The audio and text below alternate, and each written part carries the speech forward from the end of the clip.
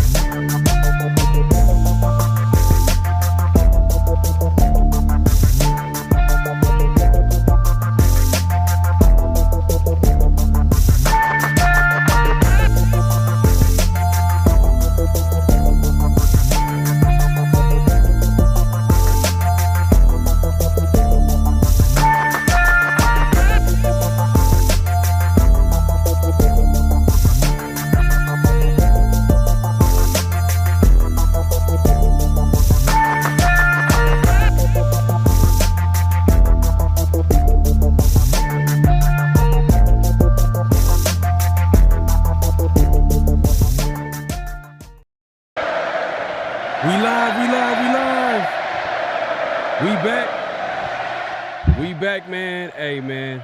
Can't wait for the show, man. But let's get started. You didn't know? 50-50. Welcome to the 50-50 Show with PharoahNFL and the Severe Raider, the realest show for Raider Nation. The perpetuation of the greatness of the Raiders to take a professional football team and give it a distinct characteristic that's different from all others. Make sure to clock in, like, comment, subscribe, and hit that notification bell. Raiders! Hey, man, it's that time, man. It's the 50-50 Show. We appreciate everybody coming through. Make sure to clock in, hit that like button, hit that subscribe button, hit that notification bell, all that good stuff, man. Severe, what's good, man? What's up with you?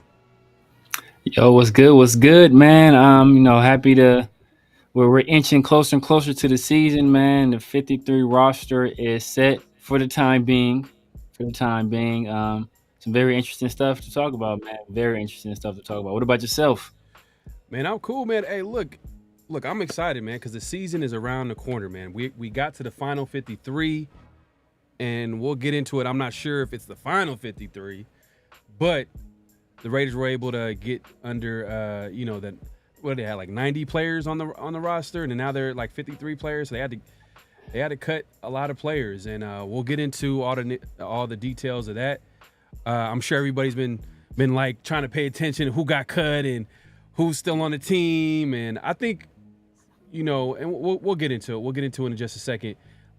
Before we get into it, man, we gotta say what's good to the crew out here, man. The nation's out here in the chat. Sure. We gotta call them the night crew. I think I can't change. Every time I'm thinking the chat, I'm thinking the night crew, so it's not gonna change. Technically, we right around the corner from it being nighttime, so I guess sun went down, whatever you want to call it. But night crew in the building. Appreciate everybody coming through. The Raider Way has pulled up, man. Appreciate you, my guy. Gave us the thumbs up. Raider Resistance in the building. We got Raider Resistance in the building, man. Appreciate you coming through, man. One of the biggest and baddest IGs out there, Raider IGs out there, man. Make sure to go over there and give them a follow. Myra in the building. She says, yay, area. What are you saying? You still ain't got it, have you? You still ain't got it. I still ain't He get tried it. to Hey, he tried to cover it up with something man. else. He tried to cover it up. I did my best, but you know, I gotta get that E40, man. E40, if y'all know, is classic. I got you, Myra. I got you. So we got, oh my God, Raiders smoke. Man, he knows how to start he know how to start the show off right. My guy. Every time, bro. Every time. With the super chat, he says, "What's up with you guys?" Brandon Facion must be doing backflips. My guy disappeared all camp. He's disappeared the last 2 years he's been with the Raiders. I mean, I don't know. Like last year he was hurt. We almost forgot that Brandon Facion was on the roster and he came back, but he didn't came back. I don't know if he even played. Did he even play a snap last year? I don't even know. But he was hurt in training camp. And he says also Nesta Severo made it. Yeah. The problem child, man, the guy that we think that is immature and like, you know, he's not on AP's good side and all that type of stuff. Everybody's all speculating because we be like, oh, we see the talent there, but for some reason he's not getting the opportunity like that. Almost kind of like to a lesser extent. This is to a way lesser extent. Kind of how Kuntz, where we seeing a little bit of talent from him early on.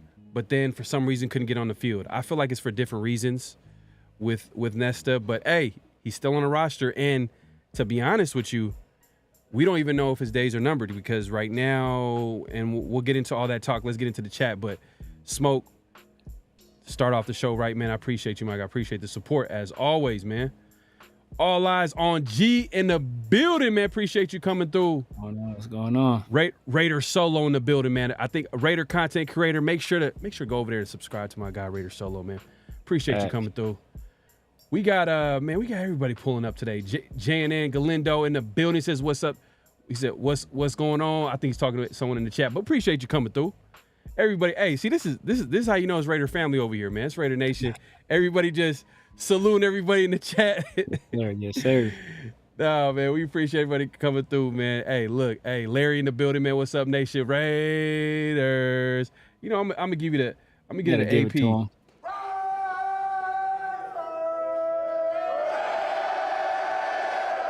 Hey, you know what I appreciate about AP doing that? I think when AP is trying what he's trying to do, and maybe I might be overthinking it, but maybe I'm not. He's trying to bring culture to Las Vegas. Because Vegas, what do they have? You know what I mean? You know, no offense, but like they haven't seen the Raiders be good. I mean, I've at one point seen the Raiders be good. There's some Raider fans who haven't seen it. I understand that, but we gonna see that soon, hopefully. But but I'm just saying, like, they just don't have that connection to the team yet, you know. And you could tell early on, like, and that starts with winning. It starts with the Raiders. Hopefully they get that. But because I remember when the Raiders pulled up in Vegas, you had Raider fans in Vegas, the Raider going 1, 2, 3, go Raiders, go like that. Yeah. They had to quickly understand that's not what we do. That's not what we do. And AP's trying to give them, trying to show them the Raider way. Trying to show them the Raider way. Now, man, somebody's got to, like you said, somebody's got to establish some culture out there, man. You know, it's, you know, that like all the professional franchises that are out there, they're brand new, man. So they're basically tasked with creating their own culture, cultivating their own fan base, and the Raiders, you know, chief among them. You know, in the USA, in the USA, you know, the NFL is king. So if the Raiders can get a strong foothold there and start winning and build a young fan base, man, I think they'll have some real positive net returns in the very near future. Hugh Eric says, I hope y'all like the squad. It is what it is now. Fandom activated in 3, 2. Hey, man. Fact. Hey, man. Facts, man. Well, look, hey, I guess let's not waste any time, man. So the Raiders, like we said to begin the show, and I'm sure you guys been paying attention to what's been going on with the Raiders today. Today was the official final roster cut day. So the Raiders got to the 53-man roster limit. And to be honest with you, Severe, I wasn't surprised at all. Maybe there was like like 7 linebackers was a little bit like, oh, okay, that's a little bit too much linebackers. Nah, but for the it's most part, I wasn't really surprised on who made it and didn't make it. I mean, the receivers, I'm okay with that. I'm okay with the receivers. I wasn't excited about Wilkerson making the roster. You know, like we know that he's a preseason legend. Regular season, I'm not sure. At this point, you know, I feel like the Raiders made the right move by going young there. Keaton, facts. Yeah, and the thing is, we're not there at training camp, so we don't see every little play. So these guys that were making plays in their last preseason game, that was just probably icing on the cake. Because we've heard a little bit about Keaton as far as that receiver room. We heard he was making plays in training camp, and then, you know, during the game, he didn't really kind of wake up until like the final quarter, second half of that game, and he was making crazy catches left and right, including a one-hand catch. Tight ends, you know, I like tight ends. I'm not surprised because they didn't force it. They didn't force it at all. They didn't force it, in my opinion. I think you got Michael Mayer. We got Brock Bowers and Harrison Bryant. That's all you need. And if we needed to pick up another tight end, we can, because the other guys are either need time to develop or we don't need to pay a guy right now. I'm not mad at that. That's, you know, and maybe I think maybe we're exaggerating the 12-man personnel. I think they're going to go to that, but they also have other pieces on the offense. It's not like Raiders don't have any receivers. Raiders have, I think, a pretty good, one of the best receiving corps in the league. Combine that with a tight end room, it makes them very versatile. That's what it does, and you don't got to force it by having a lot of tight ends. Offensive line, wasn't surprised there. Maybe Pete making it, but it's kind of hard to say right now because some of these guys are going to get cut, bro. Some of these guys are going to get cut. But Severe, let me know your thoughts on the 53-man roster, man, because I wasn't really surprised overall. Overall, I wasn't too surprised. I mean, 7 linebackers, like Maaga making it, that was a bit of a surprise. You know, I know a lot of people, especially the beat writers, have been talking up Putnam. So a lot of people said he might be a guy that makes the roster. In my opinion, that didn't make a lot of sense, but you know, he had kind of been gaining momentum in terms of a guy that could potentially make the roster. So that's a little bit of a surprise. You know, I felt that if they were going to keep an extra wide receiver, I felt McAllister definitely had to make it for what he's done in the preseason and from what we've been hearing he's been doing in camp. But if it came down to Wilkerson or Keaton, I felt that Keaton was the right choice. Also felt that Pete, I think, you know, that's a guy that has versatility. He can play tackle and he can play guard. And if you're going to be playing a backup position, especially, you know, when you can only have 48 guys active on game day, you need some people that have that versatility to play all over the line. So, if he gets an injury, he can spot play at guard or tackle. So nothing too surprising. I mean, I thought Will Governor had done enough to make the squad. I had heard like 2 days ago from somebody that's like in the Philadelphia area, that he went to school out there, and he knows he's in touch with some of the reporters out there. He told me like basically he already kind of knew Devonshire was going to make it. So I wasn't too surprised with Devonshire making it, but I did think that Will Governor had done enough, especially over a guy like Mauga, to make the roster. But both Byron Young and Nesta Jade, that is a little bit surprising.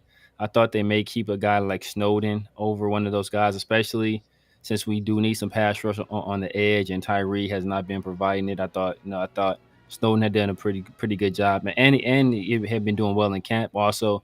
So I thought he might make it over a guy like Nesta or over a guy like Byron Young. But as we saw, in those early preseason games, maybe this is something he'll go to later on in the year as well. We came out in some 5-2-4 where it's 3 defensive tackles and 2 edge guys. So maybe that's something we want to employ this season, and that's why we're keeping those extra interior guys.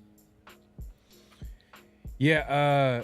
So you made some valid points. Maybe they're concerned about that D tackle room, so that's why they're keeping some of the D tackles that you thought that they were going to cut, because a Snowden might be a luxury to keep him over some guys in the D tackle room. Because you know what, Telesco even admitted in his presser after they announced the 53 that the Raiders are not done making moves. No, so the seven linebackers that you guys see, some of those guys are going to get cut.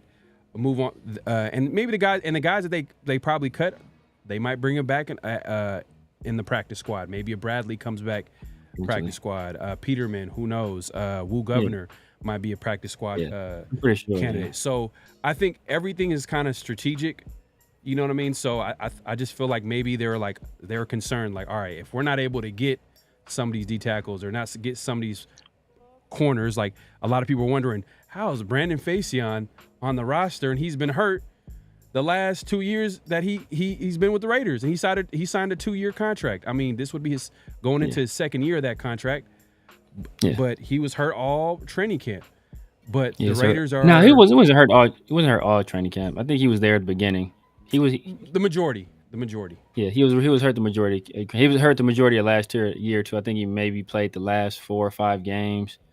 And then he was locked in the battle early with Jacorian Bennett, and then he got hurt. And so shit. All right. Raider Transplant Angelo, man, appreciate you coming through. He says, salute to my guy Severe, salute Pharaoh. Interesting moves on a 53-man roster. By the way, Pharaoh, why are you scared of joining our Guillotine League? Laugh out loud. That's what Severe said. Is this I think Chris is the league, because I think Chris hit me up on the back end. Is the league for Chris, or I'm not sure. No, I don't think Chris is on there. I think Rundown's in there. It's the one I asked you and Mike about. Hey, Angelo, hit me up on the back end. Hit me up on the back one. I think you might have mentioned, this is the fantasy league? Yeah. The one I asked you and Mike about. Oh, okay. Yeah, I didn't give like a. We'll see. Hit me up on the back end. I'm gonna think about it, but fantasy football, it's hard to keep up, man. You gotta. I know it's once a week, man, but it's like you gotta pay attention to that every week. And how many teams in the league? I don't know, man. If it's more than 12, it's gonna be. We're gonna be fighting for scraps. Man, yeah, you like, man. Even at the waiver wire gonna be going crazy. Yeah, waiver wire gonna be going crazy. You looking for the hot hand. Yeah. That but yeah, man. So I mean, like, Facyson wasn't like I said, Facyson wasn't a guy that too much surprised me. I figured he's a starting caliber corner in this league. He's a low end starter, but he's a starting caliber corner in this league. Like they literally kept him all last year, kept him on IR. And then they were burning a roster spot while he was hurt just to keep him on the roster. So that tells you what, either he got some hellified dirt on Patrick Graham, or, like they must really like what he brings to the table. So I wasn't too surprised about that. A guy who I do think, we talking about making some moves. I know everybody's going to go off on me in the chat, but I think Eichenberg, he's going to go on temporary IR. Just because he's been hurt this entire time, maybe Facyson too, but he's been hurt this entire time. And at the linebacker spot, we have 7, and I don't see him really being able to contribute early on in the year, especially with Spillane still healthy. So I think that's a guy I thought they would throw him on the PUP, but I guess they didn't want to lock him in, because I think you put him on a PUP, it's even longer. So I think they might throw him on the temporary IR, and then try to use that roster spot elsewhere until he's ready to come back.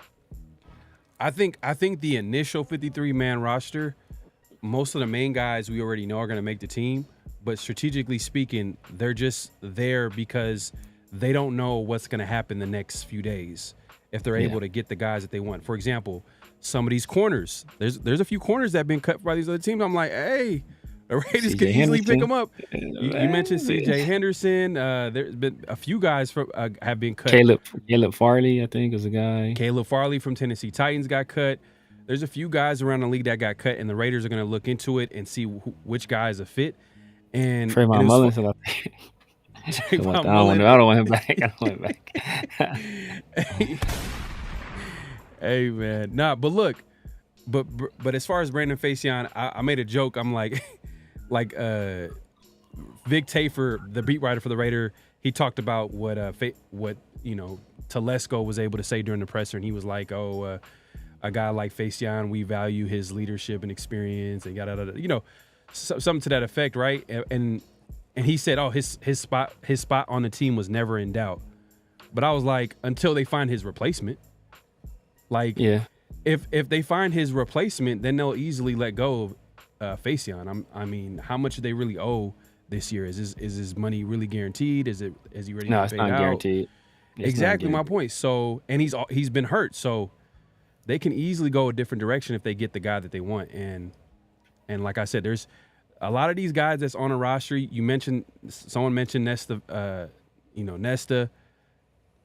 D tackle is another position that the Raiders are looking. There's a D tackle. A lot of people have been talking about him, a nose tackle from Cleveland. Yes, Yaki Ika. Drafted in the 3rd round. Was it last year or the year prior? Yeah, And last year out of Baylor. nose tackle. You seen what we seen in preseason. I know everybody's like, it's preseason, but the Raiders looked a little soft going up in the middle. Like they weren't really stopping the run. Pause. I need a pause button, man. I was like, he's not about. No, he's not about to do it. He's not about to finish this sentence. He's not about to. You look like you caught yourself. You look like you caught yourself, and he's like. Hey man, man, y'all talking mesh right now. Pharaoh don't want that smoke. I'm in that league too. Hell nah. All right, That's that Bay Area smoke too, man. That's the Bay Area smoke. You said that's that Bay Area. Hey, you know what? Look, yeah, that's the Bay. We have 14 people. Ooh, man, I might just do it just to have just have fun and stuff like that. Just to keep it competitive, so we can talk some mess on the show. I ain't played fantasy football since Megatron was in the league, bro. That's how long it's been, bro. That's so it's gonna be a struggle. That's gonna be a minute.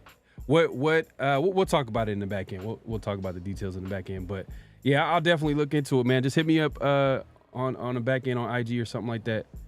I'll talk to Severe about it too. Yeah. But yeah, as far as the 53, like I said, I'm not really surprised. Even the fact that they kind of like stocked up on certain positions. Some of those position groups, like linebacker was the one that was glaring with 7 linebackers. They're not going to go in the season with 7 linebackers. They're not going in. They're not. That's just not going to happen.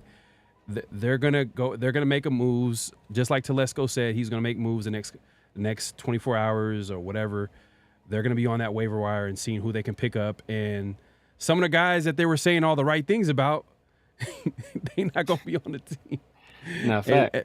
NFL is not for long, man. That's what it stands for. Not for long, man. So facts. You gotta take it with a grain of salt. But yeah, man, we got hey Spivvy with the super chat. Man, my God, man, appreciate you. Back at you, Spivey. Spivey. He says, hello, Raider Nation. Hey, I got you.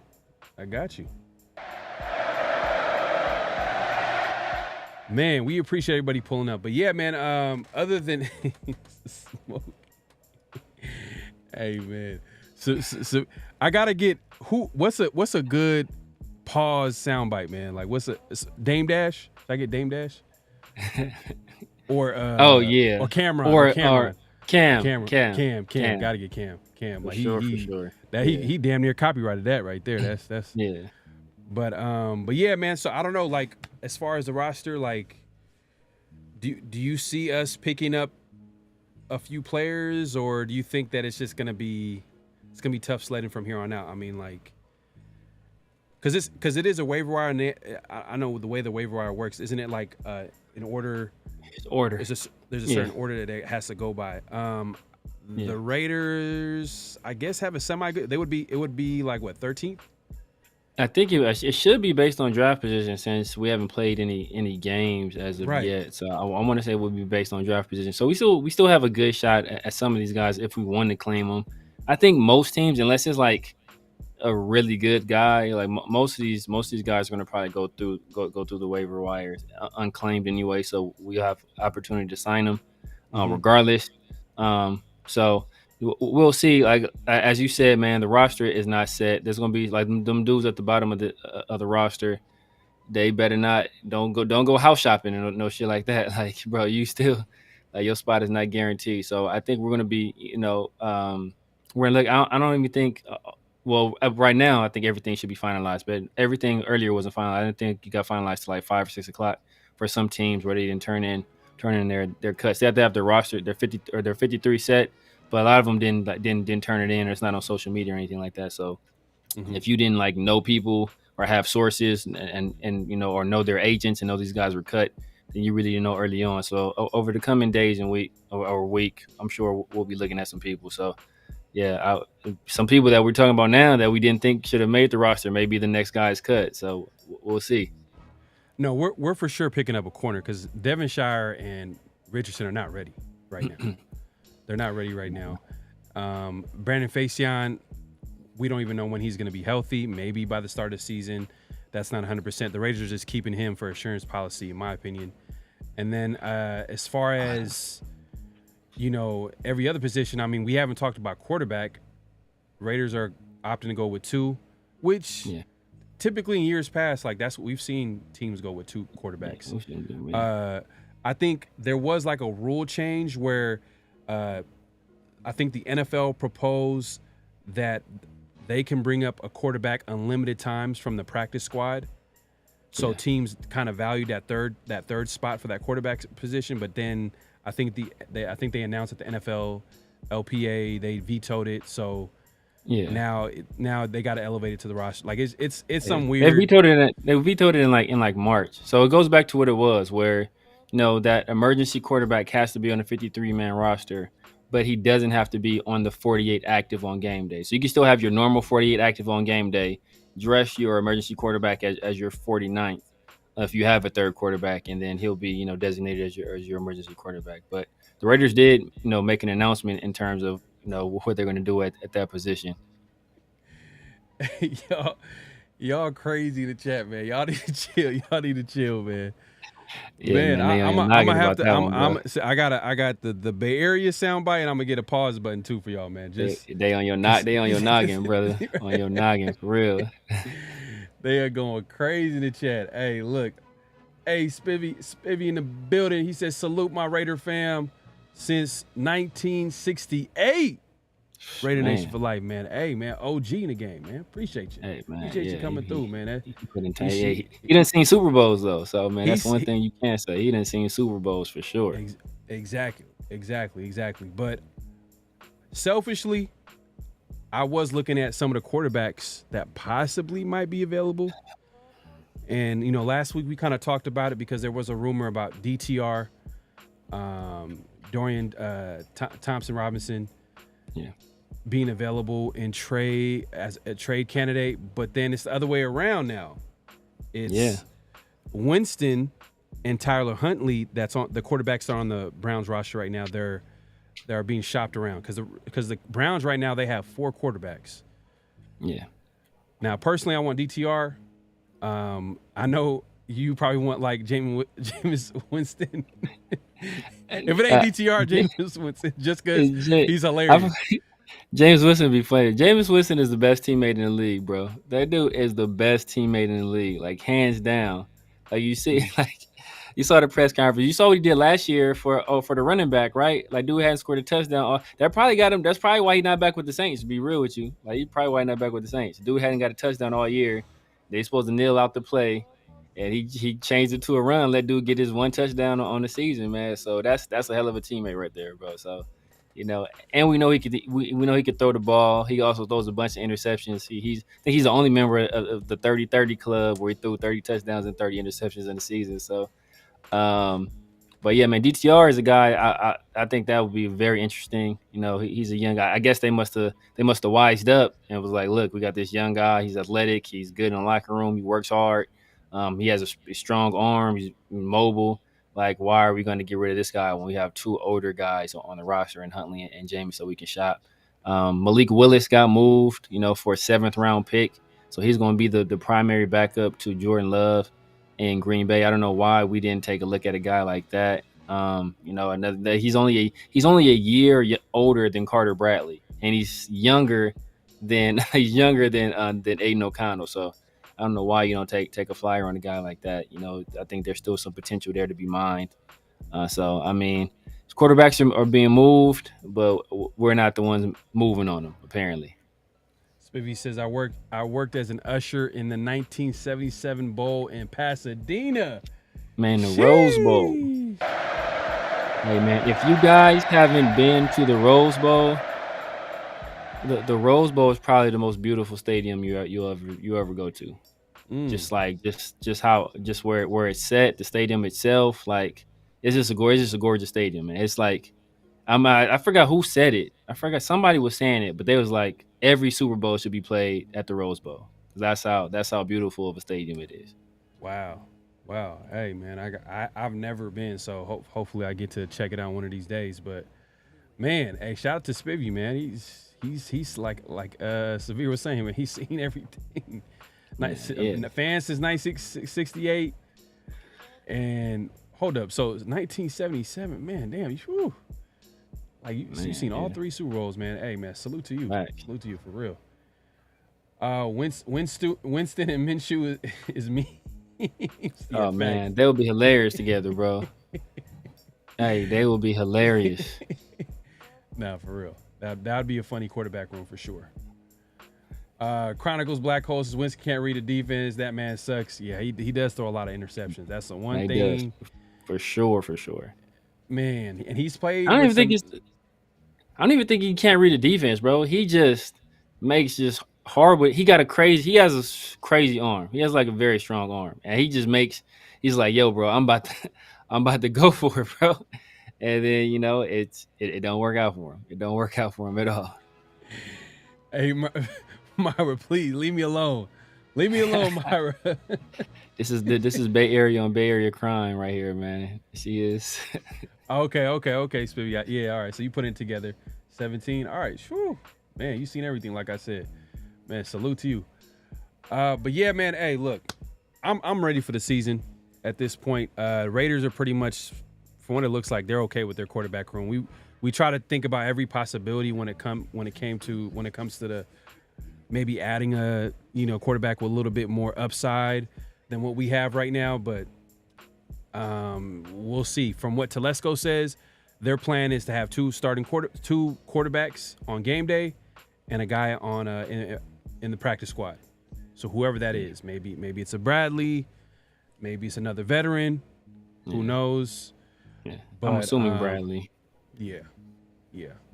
But other than that, the running back room? I know that's not a room that we not even surprised at all. Britton Brown finally gets the door. Knew he was gone. We knew he was gone. Sincere finally we get Sincere up out of here too, bro. I don't know, that dude was just. You're not a fan of Sincere? Not a fan of Sincere? Nah, not a fan of Sincere at all. I'm surprised we kept Lauby and Amir Abdullah, but Amir, he's a vet. I think he still has some special teams. Some good special teams play left. So I can understand them keeping them. Like AP did say that there was going to be a strong emphasis on special teams on the final roster, and we kind of see that, especially in a guy like McAllister and a guy like Amir Abdullah still sticking around.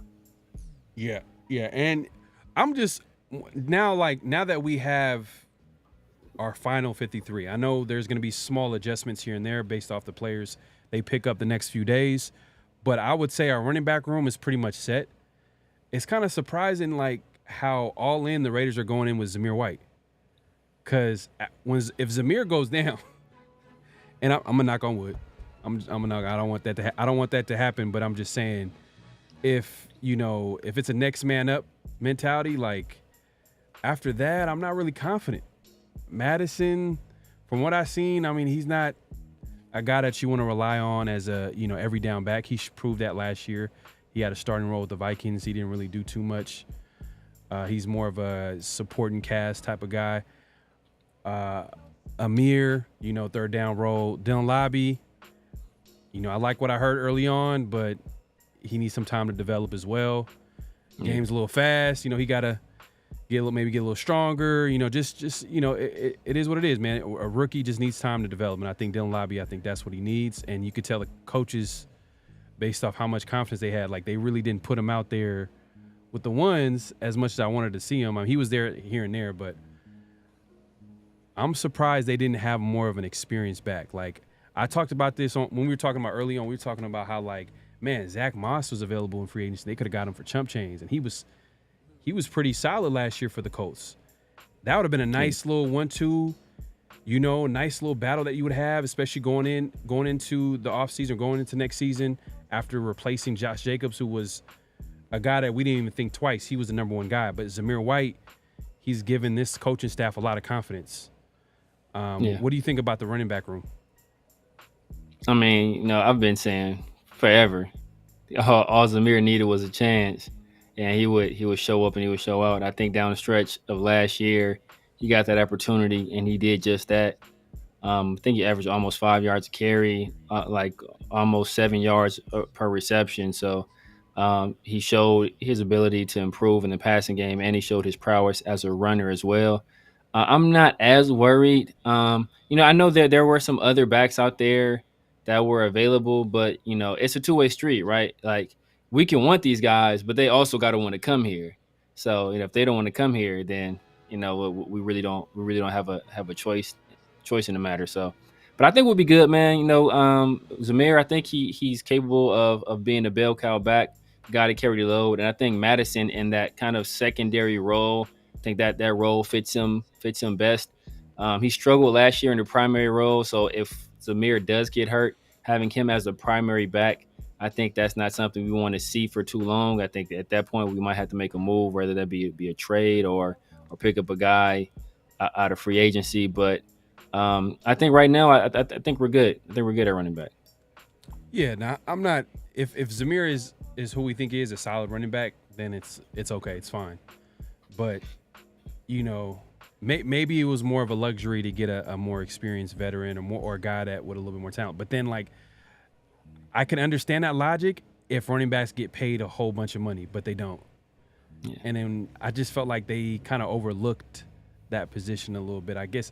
And I understand, you gotta get that D tackle. We have to focus on other position of needs, but for some reason that was a position that they didn't totally overlook. They got Dylan Lobby in the 6. I get it, but Dylan Lobby is a guy that, maybe at some point in the season he'll contribute, but not early on.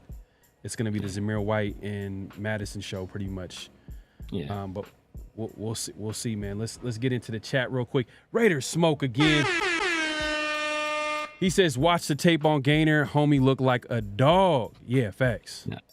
Facts. He was the obvious guy that we knew that he had to make the roster early on. I mean, the way he played the entire preseason, he was pretty consistent in how well he played in all the preseason games.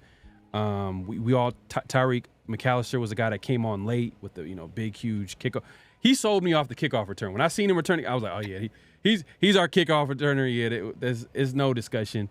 And then he started making plays in the pass game. I'm like, okay, that's a plus. That's a plus. Yeah, fact. Because he just moved to receiver too, so it's a big plus. Right. He was former running back converted into receiver, which perfect timing for him because with the league change and the kickoff rules, his value to a team even goes to a whole different level just because the fact the rule changes is going to be way more opportunities for guys to return quick kicks, and the fact that he was able to put on film that he can return a kick for a touchdown, I think that's what sold the whole the coaching staff the building. They're like, oh yeah, we found our kickoff returner, and on top of that, we got Trey Tucker too. Yeah, because Trey Tucker, he looked like last year he didn't really do anything in because he was our kickoff returner last year, I believe, right? Trey Tucker, was he? Yes. They had him kicking off a few times. Right? Was it DJ Turner? DJ Turner, I think. DJ Turner, I believe it was DJ Turner. Yeah, DJ Turner had to step up his game in other areas because he wasn't getting it done as a kickoff returner. But Trey Tucker was able to show off he can contribute in the special teams as well. Yeah. But yeah, man, I'm liking what I'm seeing from those guys, man. Gainer, Do you think he has a possibility of I don't know, I want to say start, but like it's kind of hard to say because Divine Diablo early on we heard is a guy that like to watch out for. He's going to play well. You know, you got Spillane. How do these is it going to be mainly special teams or do they have a chance to contribute to the defense? I mean, we saw Diablo get hurt, like last year, just about every year. So he'll definitely have an opportunity, I believe. And I mean, the thing that's a benefit for him is that in this last game, he was a guy that wore the green dot, right? He was a guy that was in charge of basically, making all the calls to the defense. So that's generally something that the middle linebacker does. So if he shows that versatility where he can play, the strong or play the weak side, or he can play middle. I think that's something that's going to greatly benefit him. I mean, they talked about how good he was in coverage. I think that's something we've lacked. So he could see some opportunities there just with his athleticism, and he's pretty tall for a linebacker. He's 6'3". So I mean, he has great size for that particular position. So I think he can provide you some versatility there, and maybe if maybe he's the guy you want to throw on Kelsey to give him some different looks from time to time, and not just have him go against Diablo, or not just have him go against a safety. Just throw different bodies at him. So I think he can make some headway in that particular area. But for the most part, I think it is going to be special teams, and special teams are important. Just speaking of that, former Raider Jonathan Abram, he was cut. And I think a big reason why he was cut is that I don't know if you guys saw the play with Samson Nakua. He almost took that missed field goal all the way back to the house. And part of the reason why he didn't take it all the way back to the house is that instead of blocking somebody, Jonathan Abrams started celebrating at like the 10-yard line, and somebody came and tackled Samson at like the 1. Damn. So that's been the talk over there with the Saints. Well, I mean, I was done on Jonathan Abram as a Raider. This might be harsh, but when I seen him get mossed by a running back, I was like, he cannot play another down for his defense. When you know what game I'm talking about too. I'm talking about what game where he, obviously KC were, they were dominating. It was what 2021 or 2022. Like when I seen him get mossed by a running back, and I know it's against the Chiefs, and the Chiefs have a weird thing where they do incredible things on offense, and we understand it. Andy Reid, Patrick Mahomes, but there was a few times.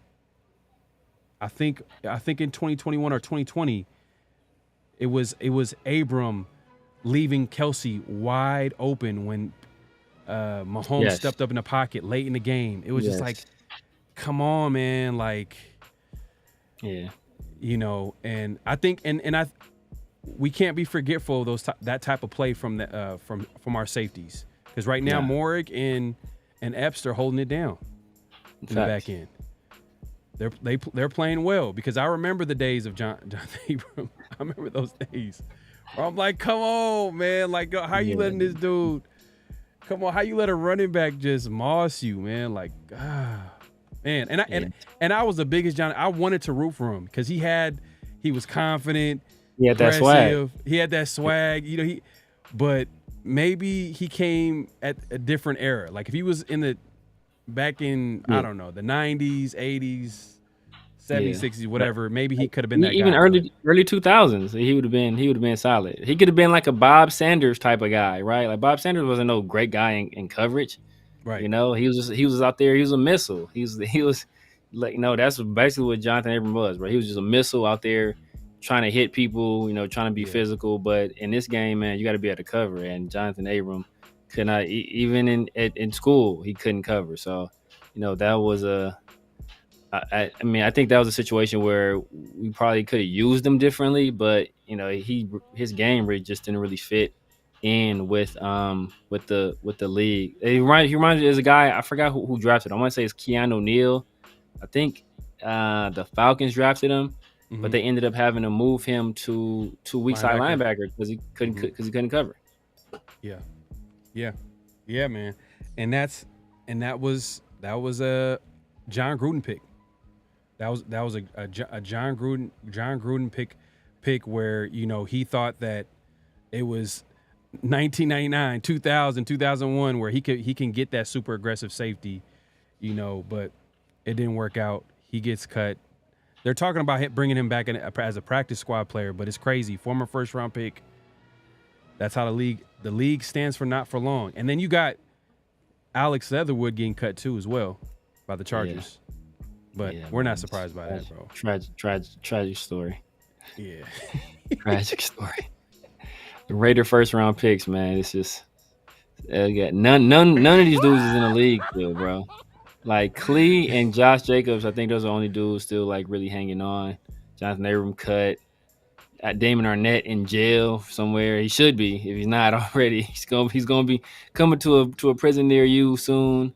The way he's out here wilding. You already know what's going on with Ruggs, Alex Leatherwood cut. Like all these dudes is trash, bro. All these dudes is trash, and we wasted first round picks on these people, man. Imagine if we had like just average players in their position instead. Man, it's wild.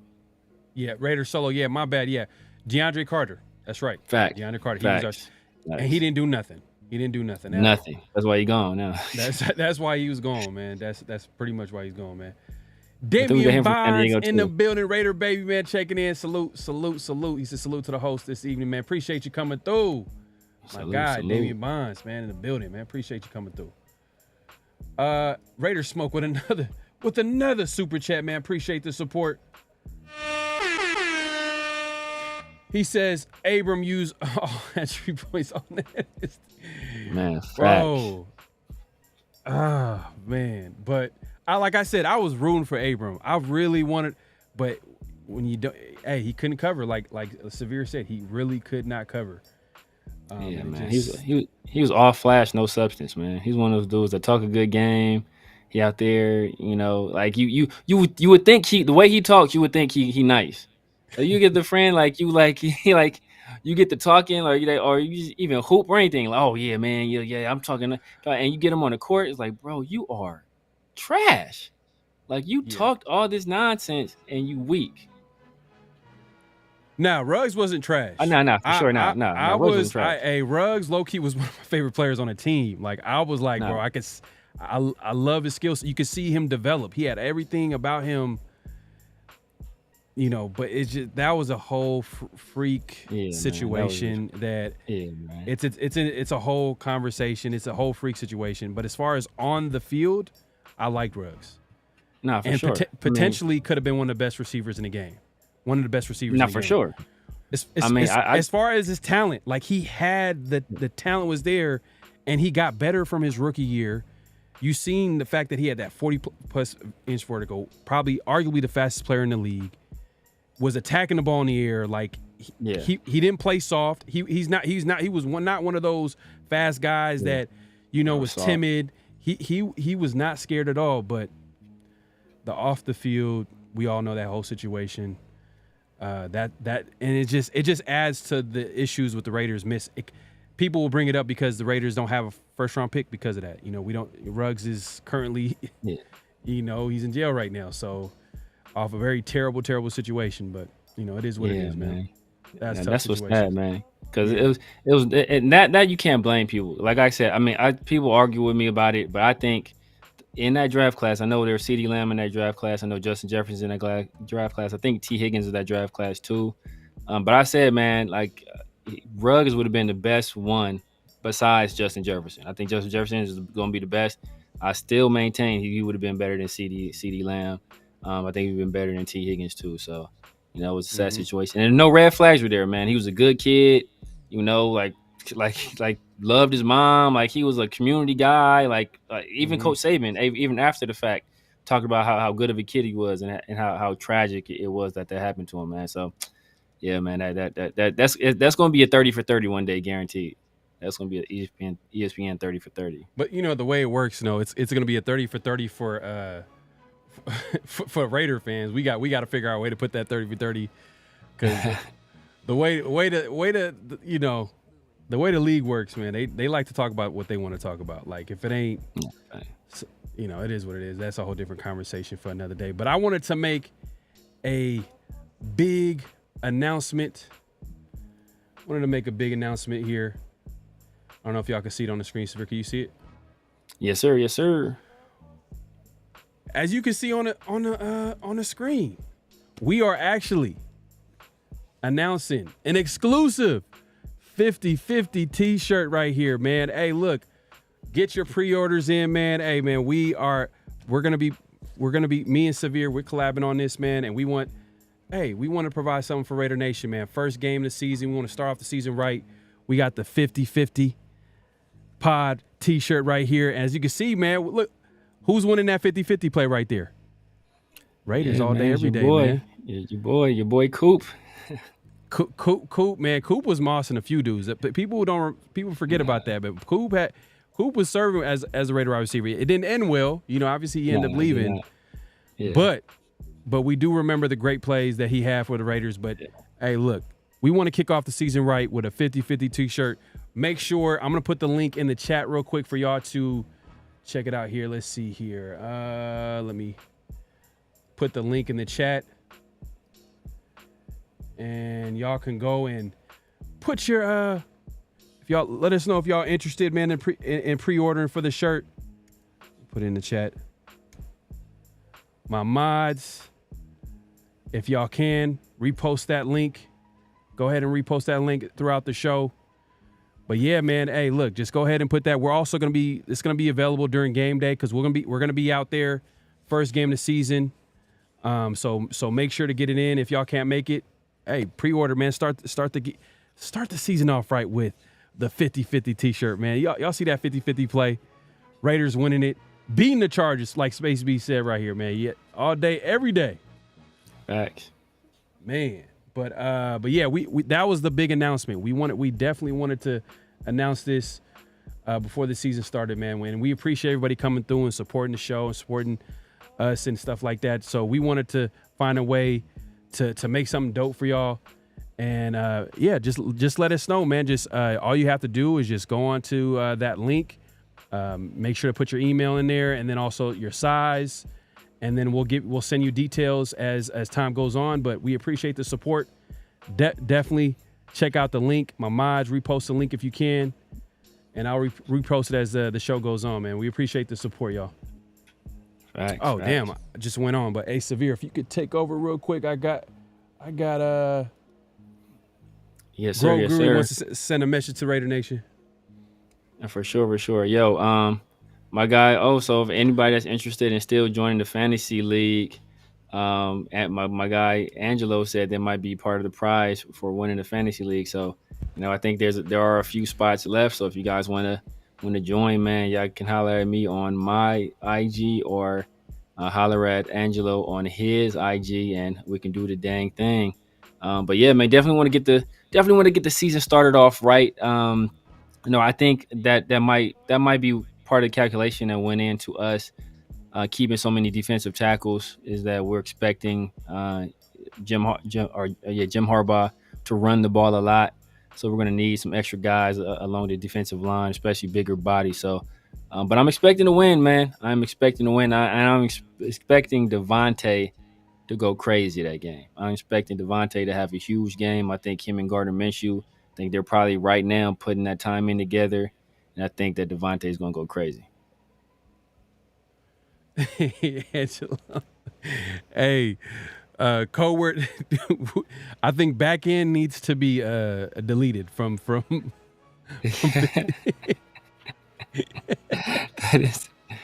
going to be.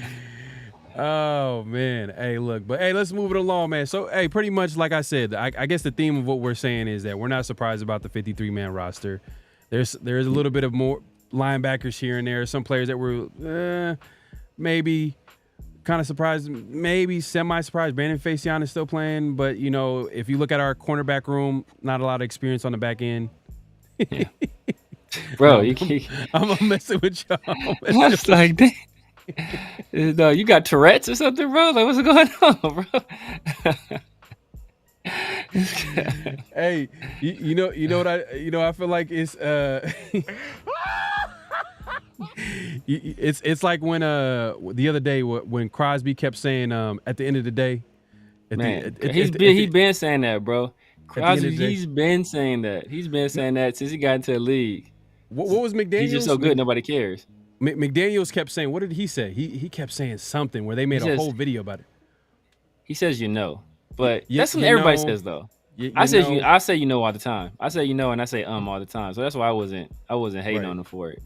Right. But at the end of the day, some people just like everybody has their own speech fillers. Like different people use different things. A lot of people use a lot of people use a lot of people use It just depends on the person. Yeah. Hey Myra, leave me alone, Myra. I swear we gonna be beefing. I'm gonna see you in LA, man. Hey man, come on, please leave me alone. All right. Oh yeah. I know Myra's putting on a big event. I don't remember. She ain't sent me the flyer, but I know the crew. I know they're having a big. They do a big big event at the game. So y'all can get it at Myra G for details on that. They do up with the food, all that stuff, man. So and they always put on a matter of fact, I was at my son's practice the other day, and one of the guys there was like, "Hey, yo, man, I'm gonna be at the game. At the Chargers game, I'm gonna be at the event with the crew."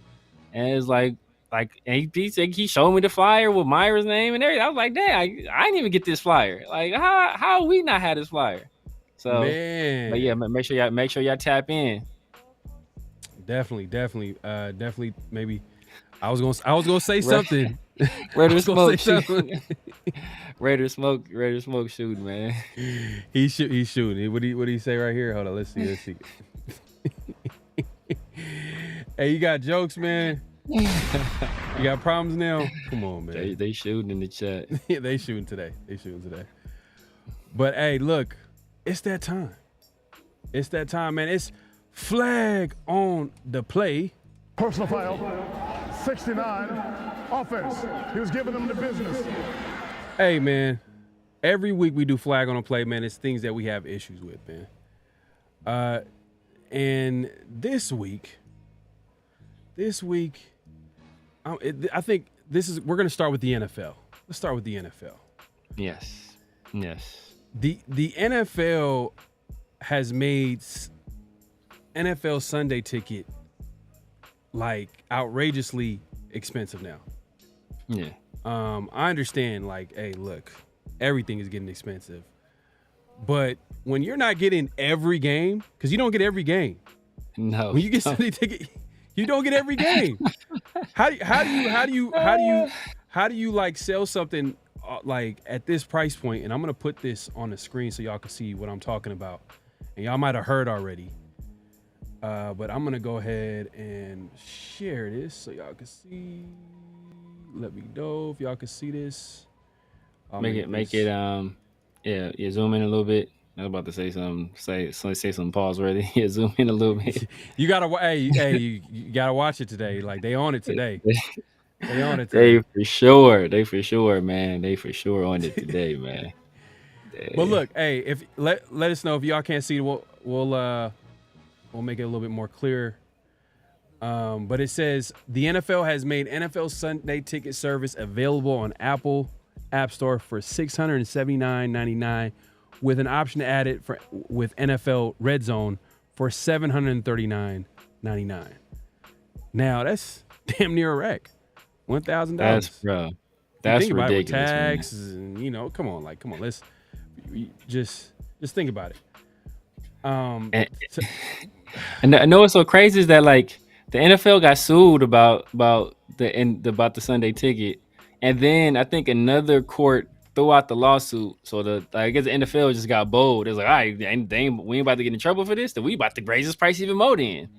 And then they just jacked that thing up even more, man. So that's crazy. That's ridiculous. Like, you want to make the game. That's the problem. You want to make the game as accessible as possible to people. I understand that there is a profit motive. It is a business, but at the end of the day, you want as many eyeballs on the game as possible, and they're making it very hard for people to follow the game, man. Which is, I don't know, which could be some of the reason why people are kind of kind of turning on football. You know, there's a lot of people, you know, a lot of sentiments out there is that kids shouldn't play football and, you know, yada, yada, yada. So I think part of the reason is that, like, people aren't able to watch it anymore. Like, people just aren't able to watch it. Well, I mean, to be honest with you, that's why we're watching football for free. They're going to these websites out here. You know what I mean? I ain't trying to blow it up, but let's just say, man, someone got the plug. Someone got the plug when it comes to the, for sure.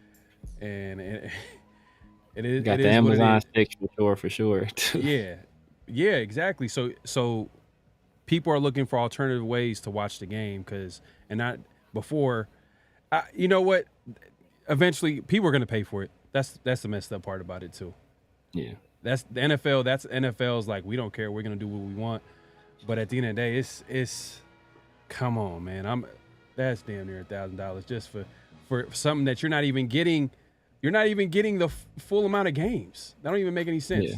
At least let me get what I'm paying for. Like, if I pay for something, and I feel like a lot of people can agree with this. When you pay for something, you want to get exactly what you pay for, nothing less.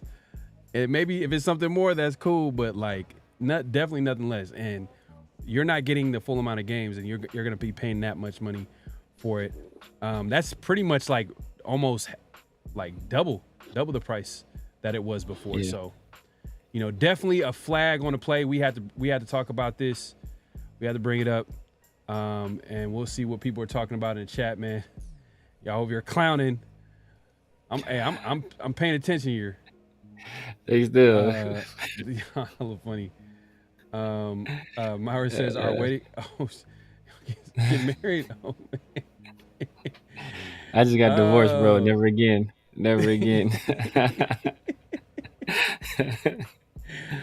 Oh, fake wedding. Oh, okay. I see. Why? Look, Daniel Kim. Let me move this real quick. He says, "Why is Sunday Tiffany on YouTube TV?" So I guess that's what they're having it on. They're a different. It's Apple App Store. That's what they're pricing it over there. But I'm telling you right now, if they're gonna price it there, that means it's coming to YouTube. YouTube is gonna figure out a way. Like, wait, hold up. People are paying for that over there. It's coming. They're gonna charge that much with YouTube. But for right now, I think it's cheaper on YouTube TV. Yeah, that's true. Yeah. So they specifically said Apple App TV. Yeah. Either way, I ain't paying for it. But look. I know. I got Arturo. You said you got Sunday ticket, $87 a month, payment for 4 months. Okay. All right, man. Say, man, he got set up. I know, man. Switch to YouTube TV. There you go. Everybody's saying YouTube TV, but hey, the what we're trying to point out is that the NFL is eventually going to move. Is eventually going to raise the prices everywhere. It's just exactly. They're experimenting with Apple app, and eventually they're going to move on. They're going to raise the prices, and I'm like, come on, bro. I'm not paying that much if I'm not getting everything out. You better be. Hey, it better be some virtual reality going on. I better be getting. I'm back massage. Let me get some. For sure. During the game, something. So, yeah, man, that's ridiculous. It's ridiculous. Best time to get it for YouTube is right after the Super Bowl. Okay, hey, Daniel Kim, some free game. Yeah. I mean, I just pay for the NFL.com. I think that's like, I forgot what it is. I think I forgot how much. It's on auto pay. I don't even know how much. It just comes out of my account every year. But you get all the games. On games you don't get is the ones. Games you don't get are the ones that are blacked out. If it's blacked out locally, you don't get it. But all the other games you get, and you get to rewatch them anytime you want to, and you get the all 22 on the games as well. So I mean, like, if you're looking to invest in something, I would definitely invest in that. Yeah, man. Severe congrats, man. Congratulations. Yeah, y'all wild in the chat today, man. Hey, but we're not done. We're not done, man. We got more flags to hand out this week. Usually we have like one, maybe two flags, but we got a couple more. So I'm gonna go ahead and put this on the screen, man. And it's a familiar face, and it's former Raider announcer Greg Papa. You know, he was the voice for the Raiders for years. Before that, we all know Bill King was the guy for the Raiders back in the day. But for us growing up, especially in the Bay Area, games happened to get blacked out, and guess your boy had to get on that radio to listen to hear what was going on during the game, and Greg Papa called a great game for the Raiders. He called it. Salute to him, but in the end, he fell out with Mark Davis. They had their issues. He went his separate ways, and Greg Papa was petty. Was like, I ain't moving out the Bay Area. I'm staying with the San Francisco 49ers. Yes. Rest is history. Some Raider Nation didn't like that. Some was like, it's just part of, his business at the end of the day. But Greg Papa, I don't know where he was. It was some type of 49er event. And I guess the topic of the Raiders, the Super Bowl came up, right? And he had to say something about the Raiders. He just had to. So I'm going to go ahead and put this on the screen for y'all to see. Let's see here. Boom. All right. I do want to thank you all for welcoming me to the red and gold. I work for that other team. It would have been so nice to win a Super Bowl in their stadium, I got to say. That thought crossed my mind once or twice, but I was there a long time. And for all of you, it's been the first game I've done through all the process to tonight. You just made me feel like I've been here for 25 years. So I do.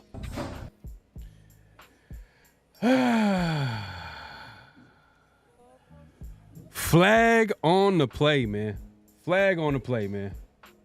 Bro, that is disgusting. That's so disgusting, bro. First of all, the first flag is on this dude's dye job. Like, bro, let that go, bro. Your hair ain't brown no more, dog. Let that thing go, bro. It don't even look right.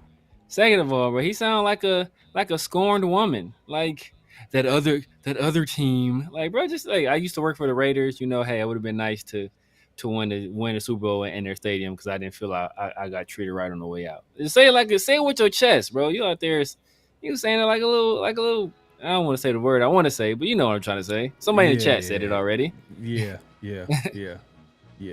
No, I'm with you, man. And the thing is, big fan of Papa. Definitely called a lot of great fans. Voice of the Raiders, like I said, but man, you're petty.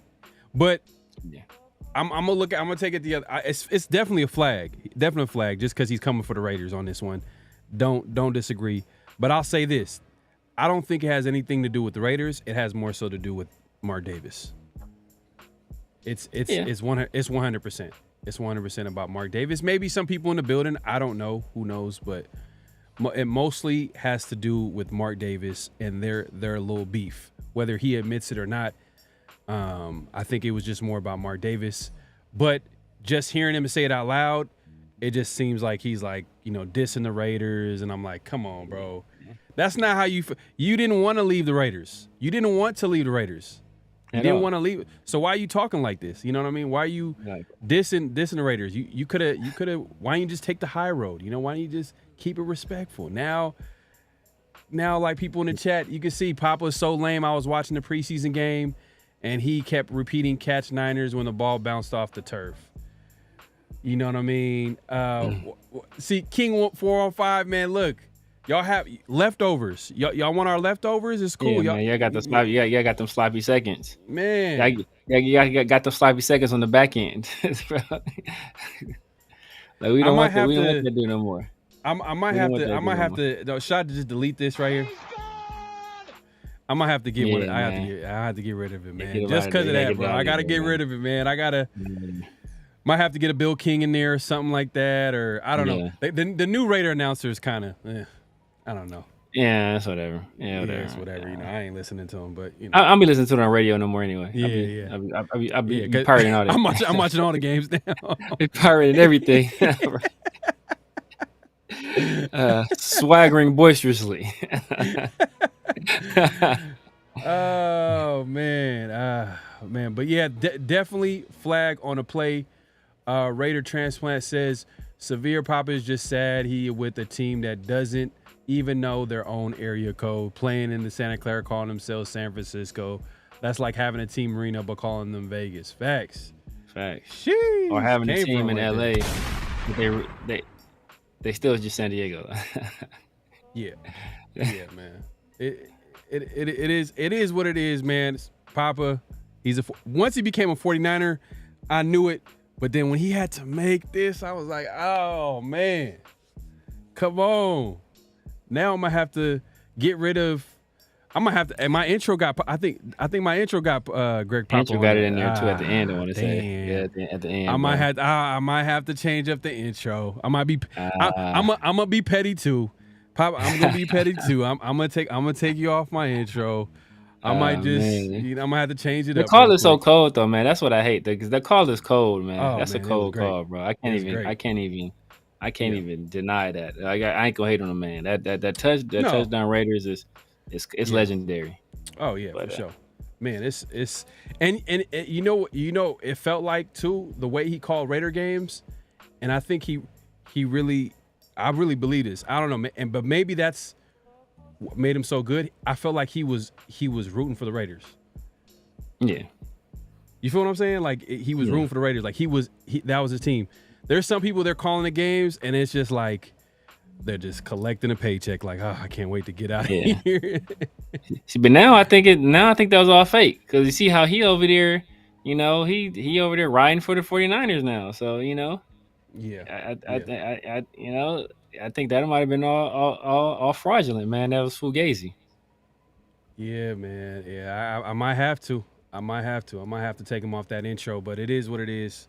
We gonna move it along, man. Definitely a flag on the play, but we're not done yet. We are not done yet. We have another flag on the play. If you want to let the people know on this one, I think actually, I don't know if you remember the last one. It's about the CFL. Oh yeah. Oh man, this is a cold way to lose a game, man. It's a cold way to lose a game. The rules are a little bit different in the CFL, and there was a team that was going for a game-winning field goal, but it went through the end zone, and out there when it goes through the end zone, it's 1 point. So it's. Yeah, man, it's a tough way to lose, man. You go ahead and pull up the tweet so they can see what we talking about, man. But it's a difficult way to lose a game, man. Yeah. So the CFL, hopefully NFL doesn't bring this to this is a terrible way to lose any game. I hope so because the NFL got the kickoff from the XFL, so the XFL were doing the kickoff, the whole change to the kickoff. The NFL got from the XFL. The CFL does this thing where if a kicker misses a field goal, that's 1 point for the other team. Yeah. So if it's a tie game, let's say if it's a tie game and the kicker misses that extra point, it's game over. Like the team loses, which is terrible because Or if it goes out of bounds, right? If it goes out of bounds through the back, I think that's what it was, right? If it goes out of bounds, it's 1 point or something like that. So missed field goal that goes through the end zone is a point. Yeah. Yeah. So if they miss, I'll go ahead and share it real quick so y'all can see it right here. Let's see. So crazy. You see missed field goal that goes to the end zone is a point. If a tie game is missed field goal, so let's see. Let's take a look at this play right here. So it's look, it's 19-19. Yes. And let me. And this is a pretty easy field goal too. And as a CFL, he misses it, goes to the end zone, and look at the score: 2019, game over. So they still won it then. Okay, so they lost. No, they won it. The blue team won still, so they still get the 1 point. No, it's the other team. Isn't it the other team? Nah, that's the blue team. Oh, that's what? That's trash. That's even worse. I thought that was okay. It made sense. It made sense the other way around. It don't make no sense. So they still get a point, even if you miss the field goal. You still get a point. Like that defeats the purpose. He can kick it all the way left. Oh, but it has to be in the end zone though. It has to go through the end zone. It has to go through the end zone. That's weak though. That's weak. That's kind of like it's kind of like they're lowering the standard. They're lowering the standard of what it is to be a kicker. Yeah, because bro, So you don't even because if it's a tie game, bro, or if you're down by 1, all you have to do is get down there. You don't even really got to make the kick. You can have like a super strong leg kicker. You don't have to worry about any kind of direction at all. As long as you just get that thing through the end zone, he's good. Yeah. Definitely flag on a play. CFL. I don't watch the CFL. I'm gonna keep it real. Me either. But hopefully the NFL doesn't adopt this rule because this is a terrible rule. Flag on a play. Hopefully we'll never see this ever adopted. But they're literally lowering the standard. Man, what a way to lose a game. Like, imagine somebody had the other team like winning, or and they lost the game like that. That's wild, bro. That's wild.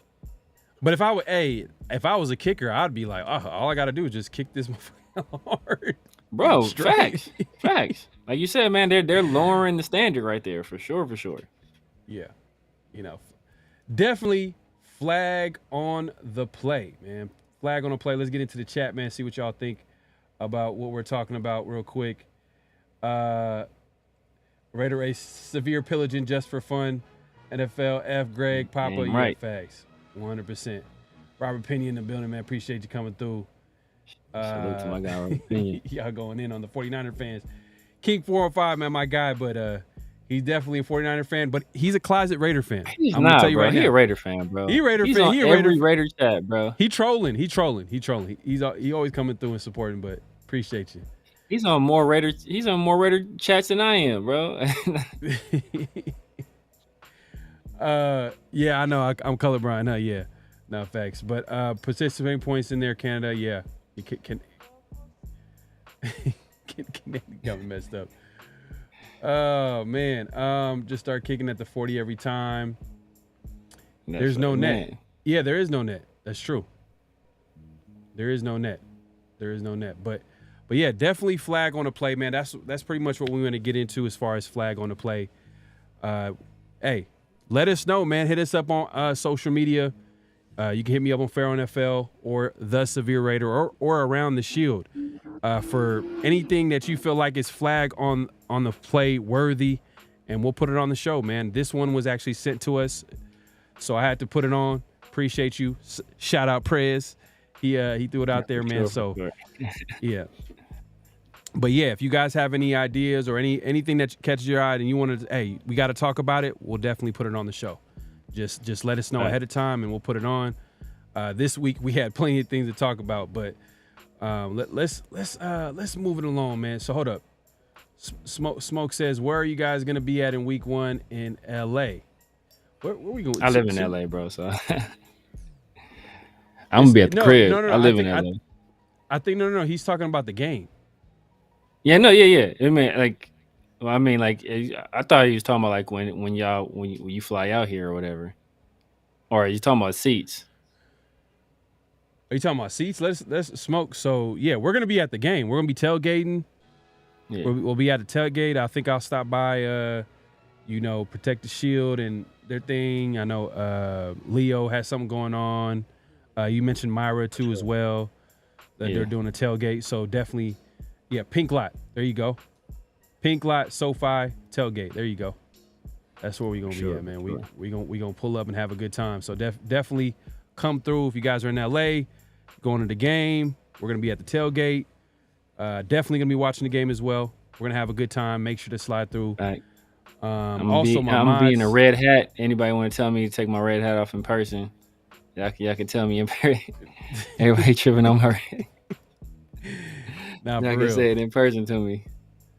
And yeah, and another thing too, we got to do this because sometimes y'all be forgetting. So I got to remind y'all, make sure to click and hit that like button, hit that subscribe button, hit that notification bell. We're going live on both our channels, so make sure you hit up both channels.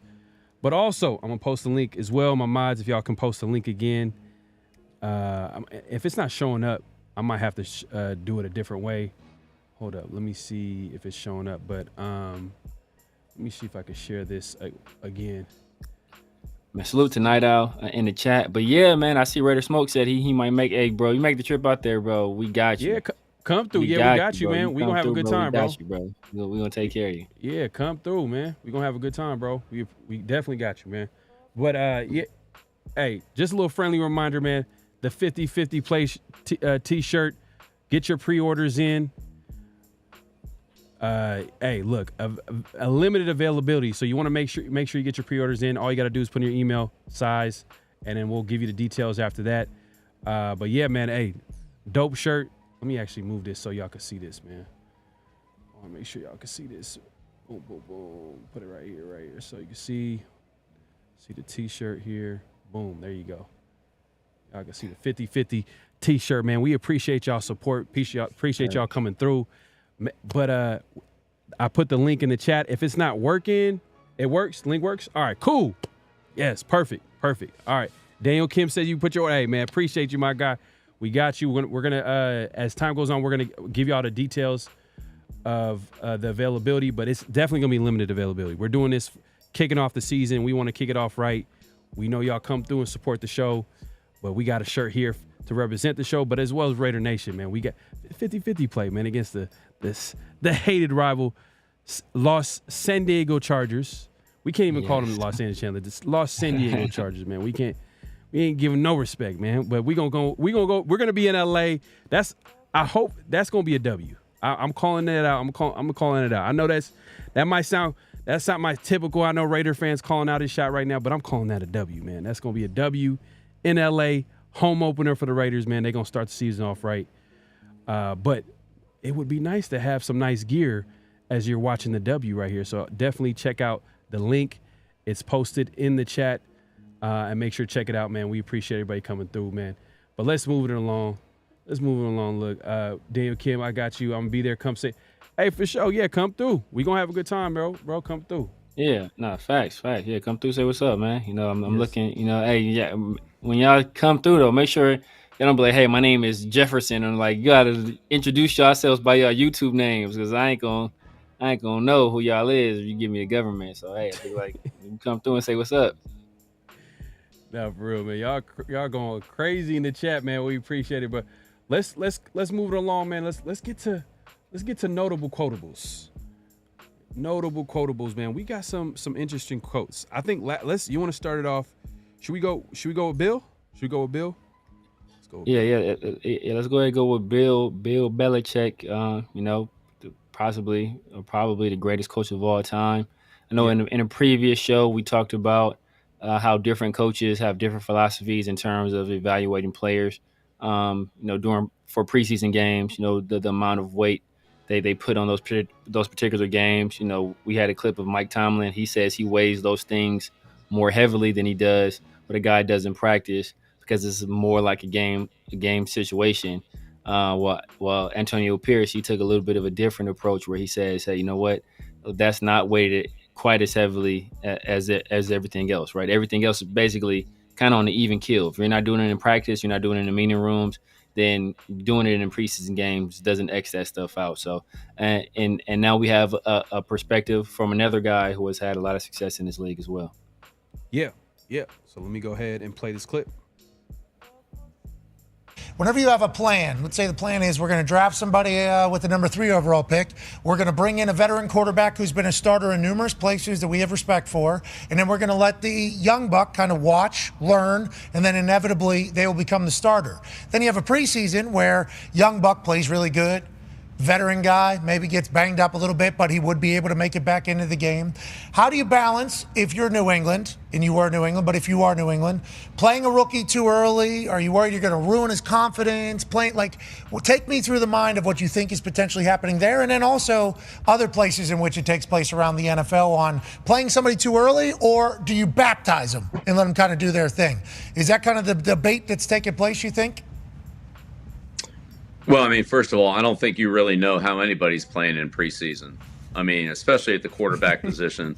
The schemes are so simple from the other side of the ball, generally speaking. You know, you're running, for the most part, you're running very basic schemes. You're trying to evaluate your players. You're trying to get them to play the good fundamentals that they know how to play. You're not disguising things.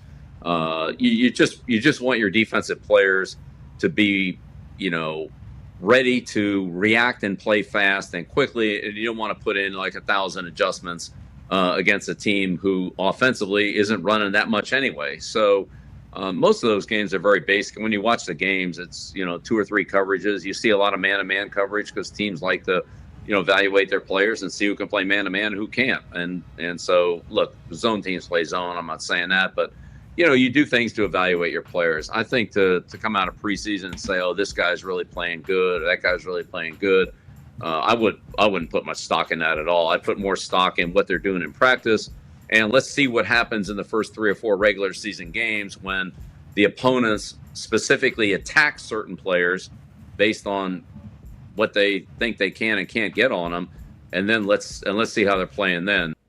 You got started. Whenever you have a So, I agree. I agree with what Bill Belichick said. I mean, it's hard to disagree with one of the greatest coaches of all time, but he made a whole lot of sense. Obviously, preseason is not something where you can truly evaluate a player because the other team is not really game planning. They're not really attacking the players' weaknesses. They're literally, I think I seen a stat someone retweeted the other day. It was a stat where the majority of the teams in preseason were literally running cover 3. And that's what majority of teams run in the NFL, though. So that's the majority of the league are running too high. The last couple of years, they're running like too high looks. So I think there's cover 3 is like the new like dominant defensive scheme in the league. It's nickel and cover 3 out of a nickel. Nah, but the majority of the league has been running too high, especially with quarterbacks dinking and dunking the last couple of years. That's why we've seen we haven't seen a lot of explosive plays like we've seen the last you could it's a year-to-year league when it comes to the NFL, right? And the NFL is all about trends. So one year we might see a whole lot of big plays. The other year you'll see quarterbacks dinking and dunking. We've seen that with Patrick Mahomes. Obviously, this year we'll see how teams adjust. But if you're running the same thing, the main point was you're running the same thing over and over again, you're not really going to know how good a player is. Now, that being said,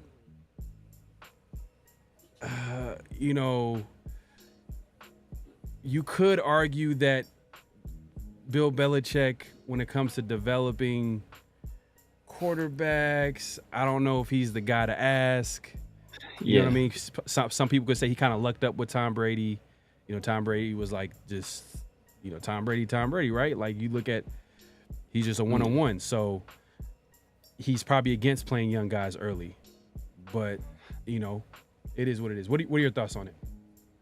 I mean, I think there's more than one way to skin a cat. I mean, there's more than one way to be successful in the league. I think that I think that in the preseason, it may be hard to evaluate a quarterback's play, overall completely, but you can still evaluate, okay, can this guy, does he go through his progressions? How does he maneuver in the pocket? Does he have a strong enough arm to make this throw? Does he know where his outlets are on this particular play? All that stuff, right? So even though they're not disguising stuff, you still get some semblance of hey, can this guy operate? And I think with other positions, I think it's some of the same thing. Like how does this guy stack up athletically in the league? How does this guy, how is his eye discipline? Does he read his keys? Like all that stuff. So you can still get an idea of all that stuff. And I think that it happening in a game situation, I think that should hold more weight than what happens in practice. Now, you shouldn't negate completely what happens in practice. You shouldn't be like, okay, hey, he balled out this game. Now he's just the guy. But, I do think it should hold more weight. And I kind of agree with Tomlin there. And I will say that Tomlin is still employed and Bill Belichick is not. So I will say this. That's touche. Yeah, that is true. That is true. But I thought it was interesting. You had like three different coaches at different points in their careers. You got a guy that's currently coaching, Mike Tomlin, who's been coaching for a while, but he's obviously still coaching. Bill Belichick, we all know how many Super Bowls? 6 Super Bowls. Probably to go that head coach, one of the greatest defensive minds in football. And then you got an up and coming You got a guy like Antonio Pierce who needs to prove a lot, but he's still figuring things out. And he sounded more like Belichick. If you had to compare the two of who he sounded like, he talked about like the value in practice, and that's probably what's gonna have him trust players more to put him in the game and stuff like that. But I agree, like if they're showing up in the game, that counts for something. I think but it's not the only thing. Exactly. No, facts. And I think part of the thing there is that, you think about Bill Belichick. He came up under Bill Parcells. So he kind of has that old school mentality as well. I think that Antonio Pierce, his primary head coach for all those years was Tom Coughlin. He's kind of an old school guy there as well. Where I think that Mike Tomlin, he kind of cut his teeth in the league under Tony Dungy, who's somewhat old school, but he's a little bit more in the new school than than Coughlin and then Parcells. So I think that could be where that it might be like a little bit of a different type of calculation and thinking there with those guys. Yeah, and man, King 405, man, he out here trolling, man. Hey, look, just keep it as long as you keep it respectful, man. Just keep it respectful. Yeah. Austin says he wilding. Yeah, man. We all know he's a Raider fan. He's for sure a Raider fan, bro. Don't let that 49er logo fool you. He's here every week, and he's a Raider fan for sure. But let's move on to the next notable quotable. And this one, if you want to give the people the intro. So this is the Tom Telesco. I mean, this is kind of talking about what we've already been talking about. Even though we kind of cut down to our 53 right now, this is just our initial 53. There is going to be some changes that go on, and Tom Telesco kind of talked about why and when some of those changes will take place. All right, here we go. Yeah, that's what everybody up here is doing now. We're probably doing the same thing you guys are doing, where we're just kind of gathering names off social media to see who's been released, since not everybody's put their cuts out yet, and they won't be official till around 4 or 5 o'clock. So, yeah, we've done a lot of work leading up to this, as far as having reports on everybody and to see who's out there who maybe can strengthen us, and that's what we'll look at tonight and tomorrow until Wednesday and Thursday, and see how that plays out. I thought it was interesting that he said that they're looking at social media since the cuts haven't been made official. So it's kind of funny, like they're doing what every Raider fan or anybody that's out there on social media looking at who's being cut, and it's like they're literally like right now, like, hey, look, we got to contact their agent. We got to see if we can get a hold of him. So hopefully, we get some good players out of this. But at least they're doing their due diligence. That's the way I look at it. Like they're not waiting until cuts get official. They're using, X, formerly known as Twitter, to their advantage. You know what I mean? So hopefully they're able to get some good players. But yeah, I thought that was kind of interesting that they were able to use social media to their advantage there and try to see who's available. But what was your take on that? Yeah, I mean, just a simple fact that like we talk about all the time, man. Like football is a year-round sport, and there's always going to be transactions going on, right? You're always looking to improve, whether that be at the top of your roster or at the bottom of your roster. And I think a lot of the concerns that Raider fans have is concerns with depth.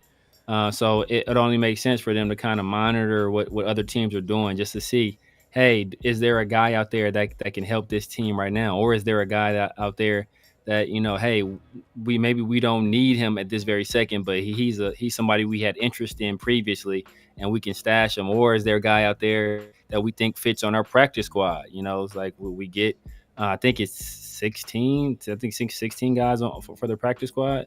So, is there a guy, even though we cut all these other guys, maybe we don't want some of these guys back? Is there a player from another team that was cut that can come over here and we can add them to our unit and strengthen that unit? So I just think that, hey, I'm glad to hear that they are doing their due diligence, as you said. Yeah, no, facts. So hopefully they're able to get some of these players and reach out to them.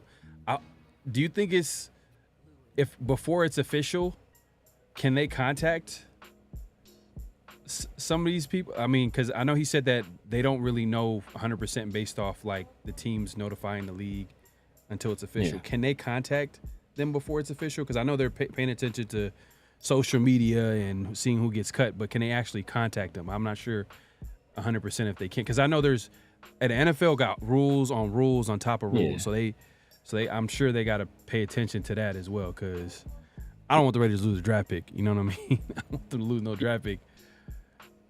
I'm pretty sure there are rules against them contacting guys until it is official, which everything's technically supposed to be official by 1 p.m. today. Like you're supposed to have your 53 set.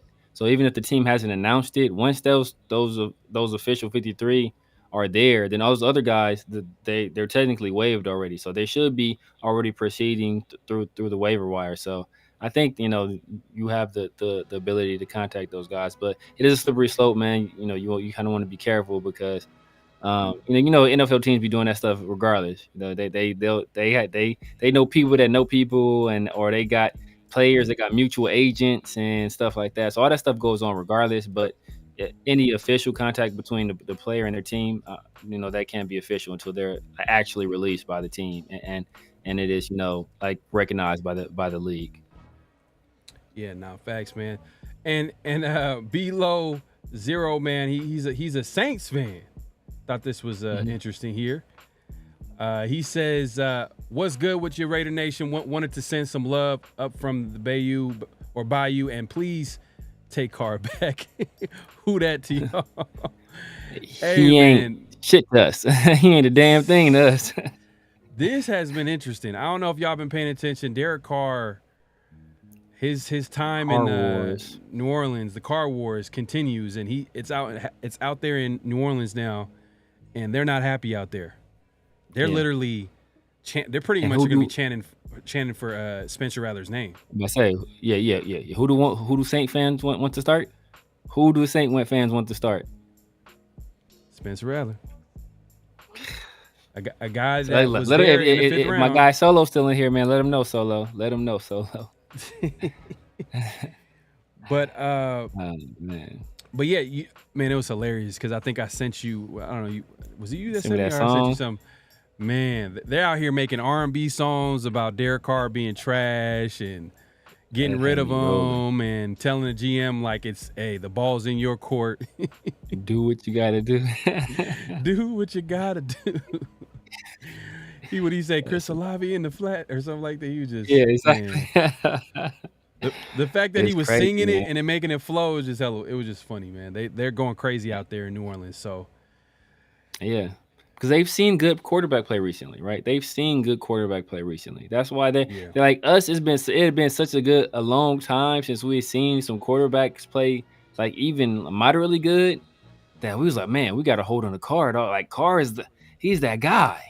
Mm-hmm. But as soon as he got over there with in probably one of the worst divisions in all of football, he got weapons all over the field. The roster was pretty much already set. The situation was perfect for him to have success, and somehow he let Baker Mayfield and Desmond Ridder like outdo him. Like that's ridiculous. It's crazy, man. So his time is coming to an end. I think he only has one more year guaranteed on that contract over there, and then the Spencer Rattler era begins, unfortunately. Man, it's going to be interesting to see just because the fact that the Raiders had an opportunity to get Spencer Rattler and the linebacker that the Raiders end up going with, Eichenberg, we haven't even seen him play.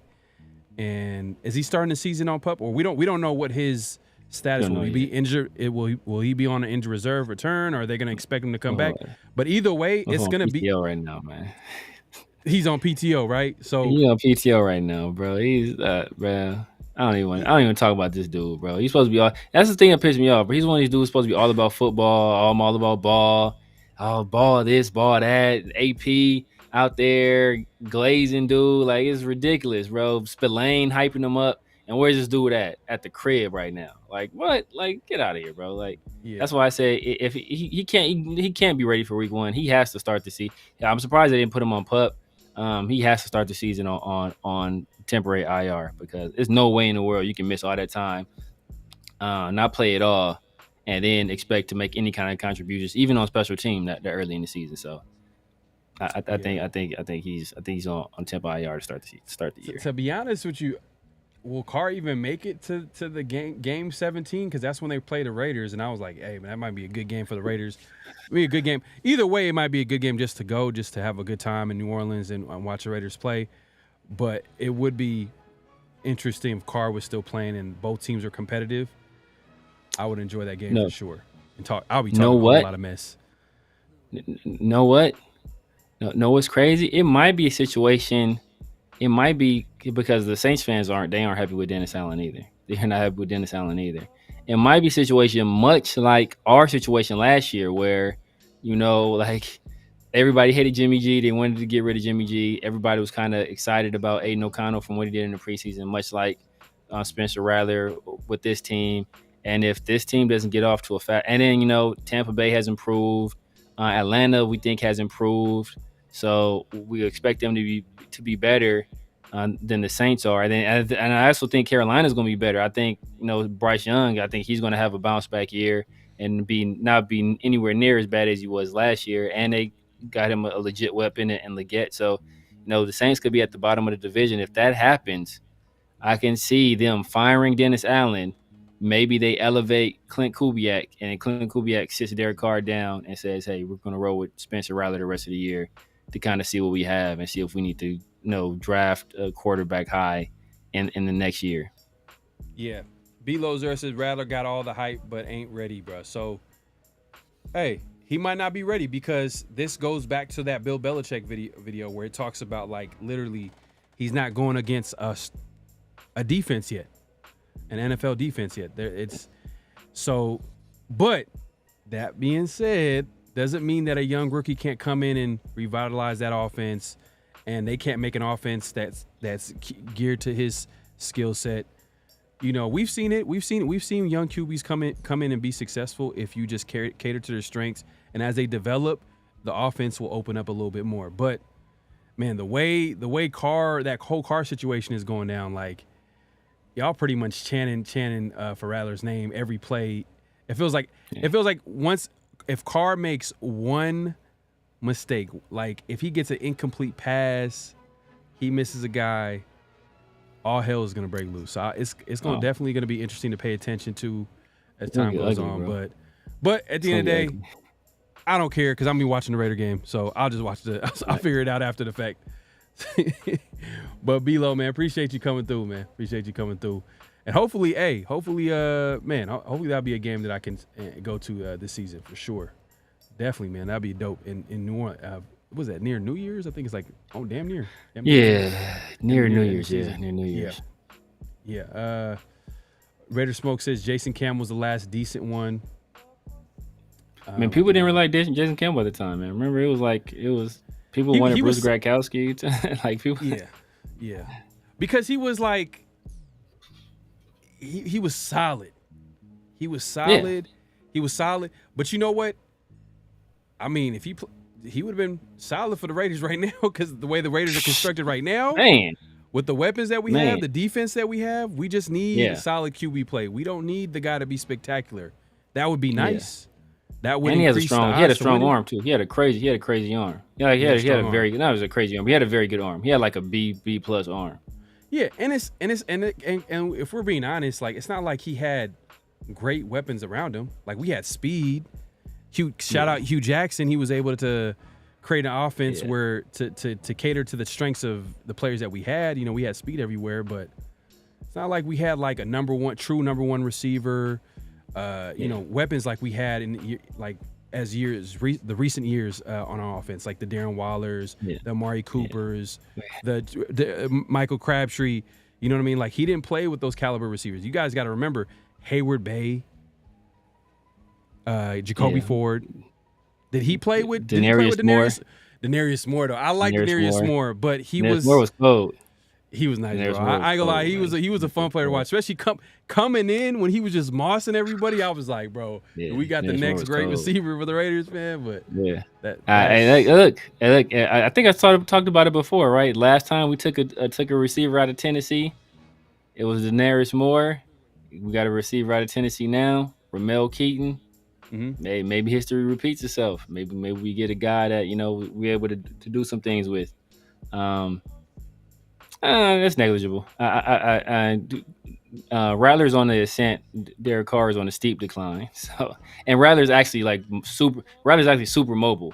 Rattler's actually super mobile, and he actually can throw accurately on the run as well. He knows how to navigate the pocket. So, I mean, does he have all the polish that a guy like Carr has been in the league a decade has? No, but I think just from a pure physical standpoint, he has a better arm than him. He's probably not as athletic, but he's more mobile. So, I mean, does he have a better arm? Carr has a good arm. Oh man, Spencer Rattler has crazy arm talent, bro. Crazy arm talent. Like Spencer Rattler got crazy arm talent, bro. But in his last draft, maybe Penix was better. Just arm strength. Joe Milton was stronger, but other than that, Spencer Rattler was right there with everybody. Caleb Williams. He's right there with Caleb Williams. If not stronger arm. Caleb Williams just does like crazy arm angle stuff. He throws off the run. But I've seen Spencer Rattler make those same throws, bro, at Oklahoma and at South Carolina.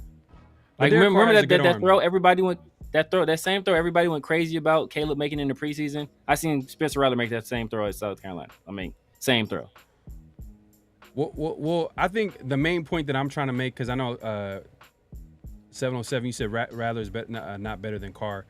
The main point that I'm trying to make is that he's lost the trust of that fan base. So the pressure that's on Carr right now, I'm sure, and Carr's a very emotional player, on top of him feeling the pressure of the fan base, just every time he makes a mistake, it's going to be boo, Rattler. And it doesn't matter if Rattler is not better at this point. They're, ownership, management, they're going to be like, hey, man, we need to sell tickets. These fans are not going to be coming. Like, we need to, especially if we don't win, and then Dennis Allen's going to be on the hot seat. So he's going to try to find a way to keep his job and try to spark. And this is if everything goes downhill and they're not winning games out the gate. Like, that's if that happens. But I'm just saying, keep an eye out. Everybody's paying attention to it because it's very interesting because, man, they're going crazy every time Rattler plays. But you probably know, B-Lo knows better. He says definitely got the heat. Yeah, definitely got all the heat this season for sure. There you go. Now Derek Carr is another Alex Smith, maybe. Yeah. I mean, I guess you could say that Alex Smith kind of went to the playoffs, a little bit.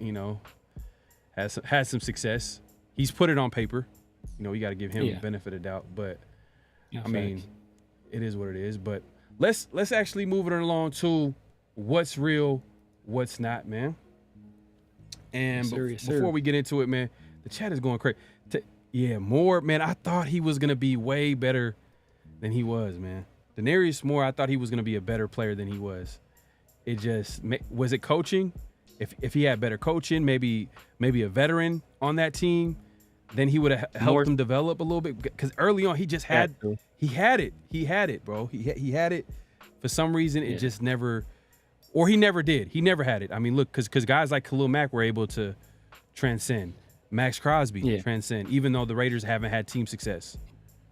Yeah, but everybody's not the same though. I think he needed some more stability.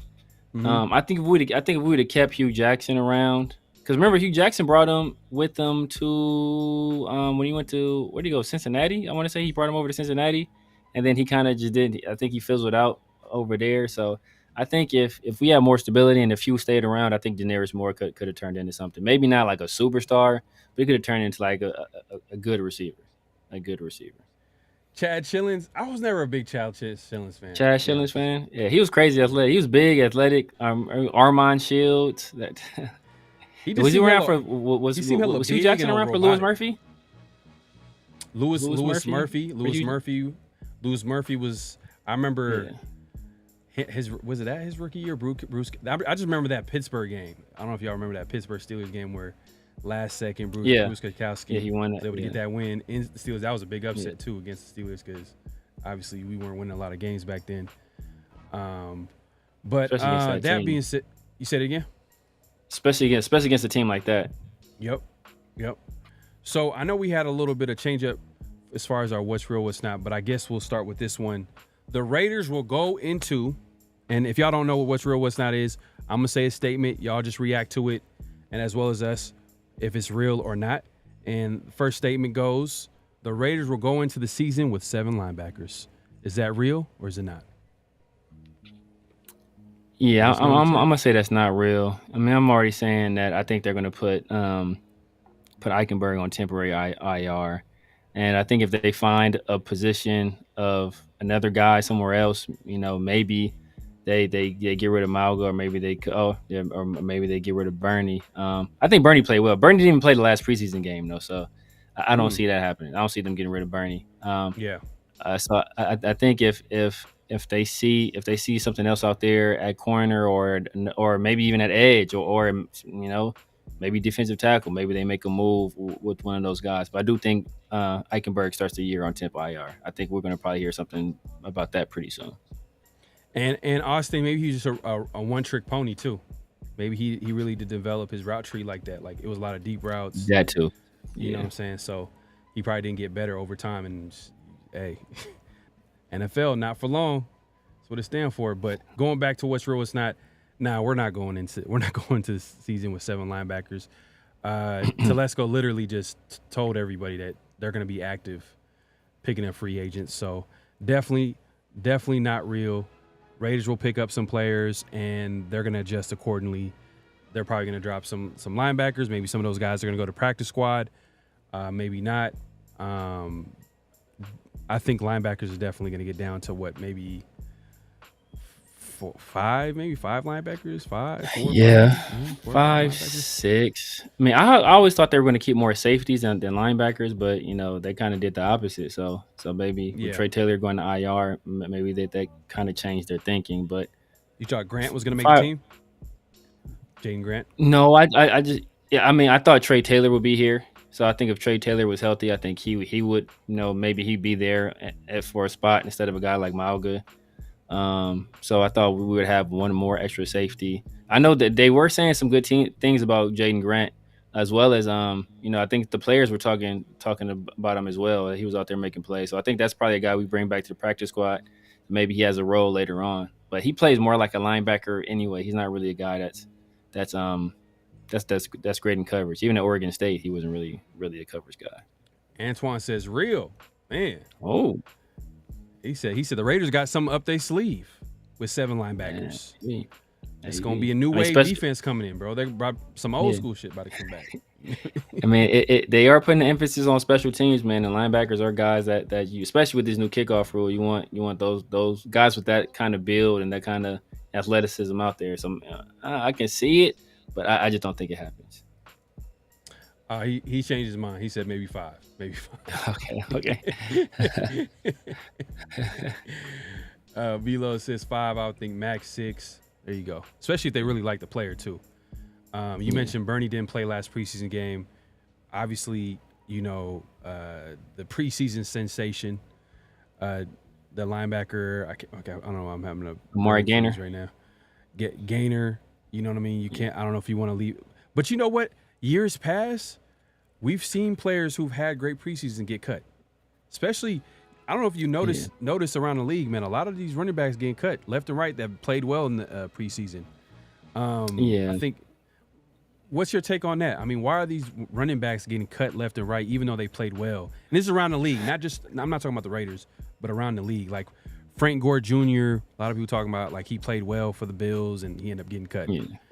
He was like the highest rated running back in preseason, but is that just a position you can't really evaluate in the preseason?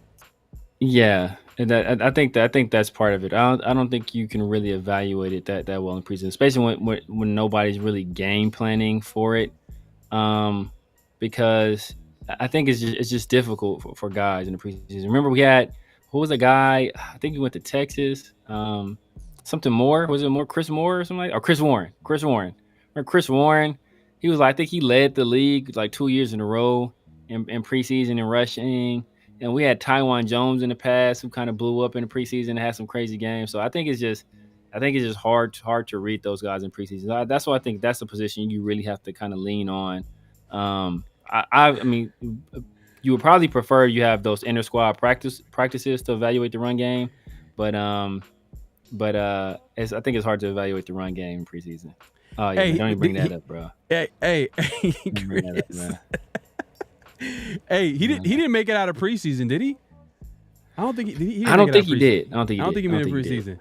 Bro, the worst is the OC. The OC was the worst. Like he brought back Tom Walsh. Tom Walsh. Tom Walsh. He was running a bed and breakfast. Yeah, he gets a call and just like, hey, you want to be offensive coordinator for the Oakland Raiders? He's like, oh hell yeah. Who was our quarterback that year? Was that Andrew Walter? Man, we went through a lot of different. There's a lot of different quarterbacks, to be honest with you.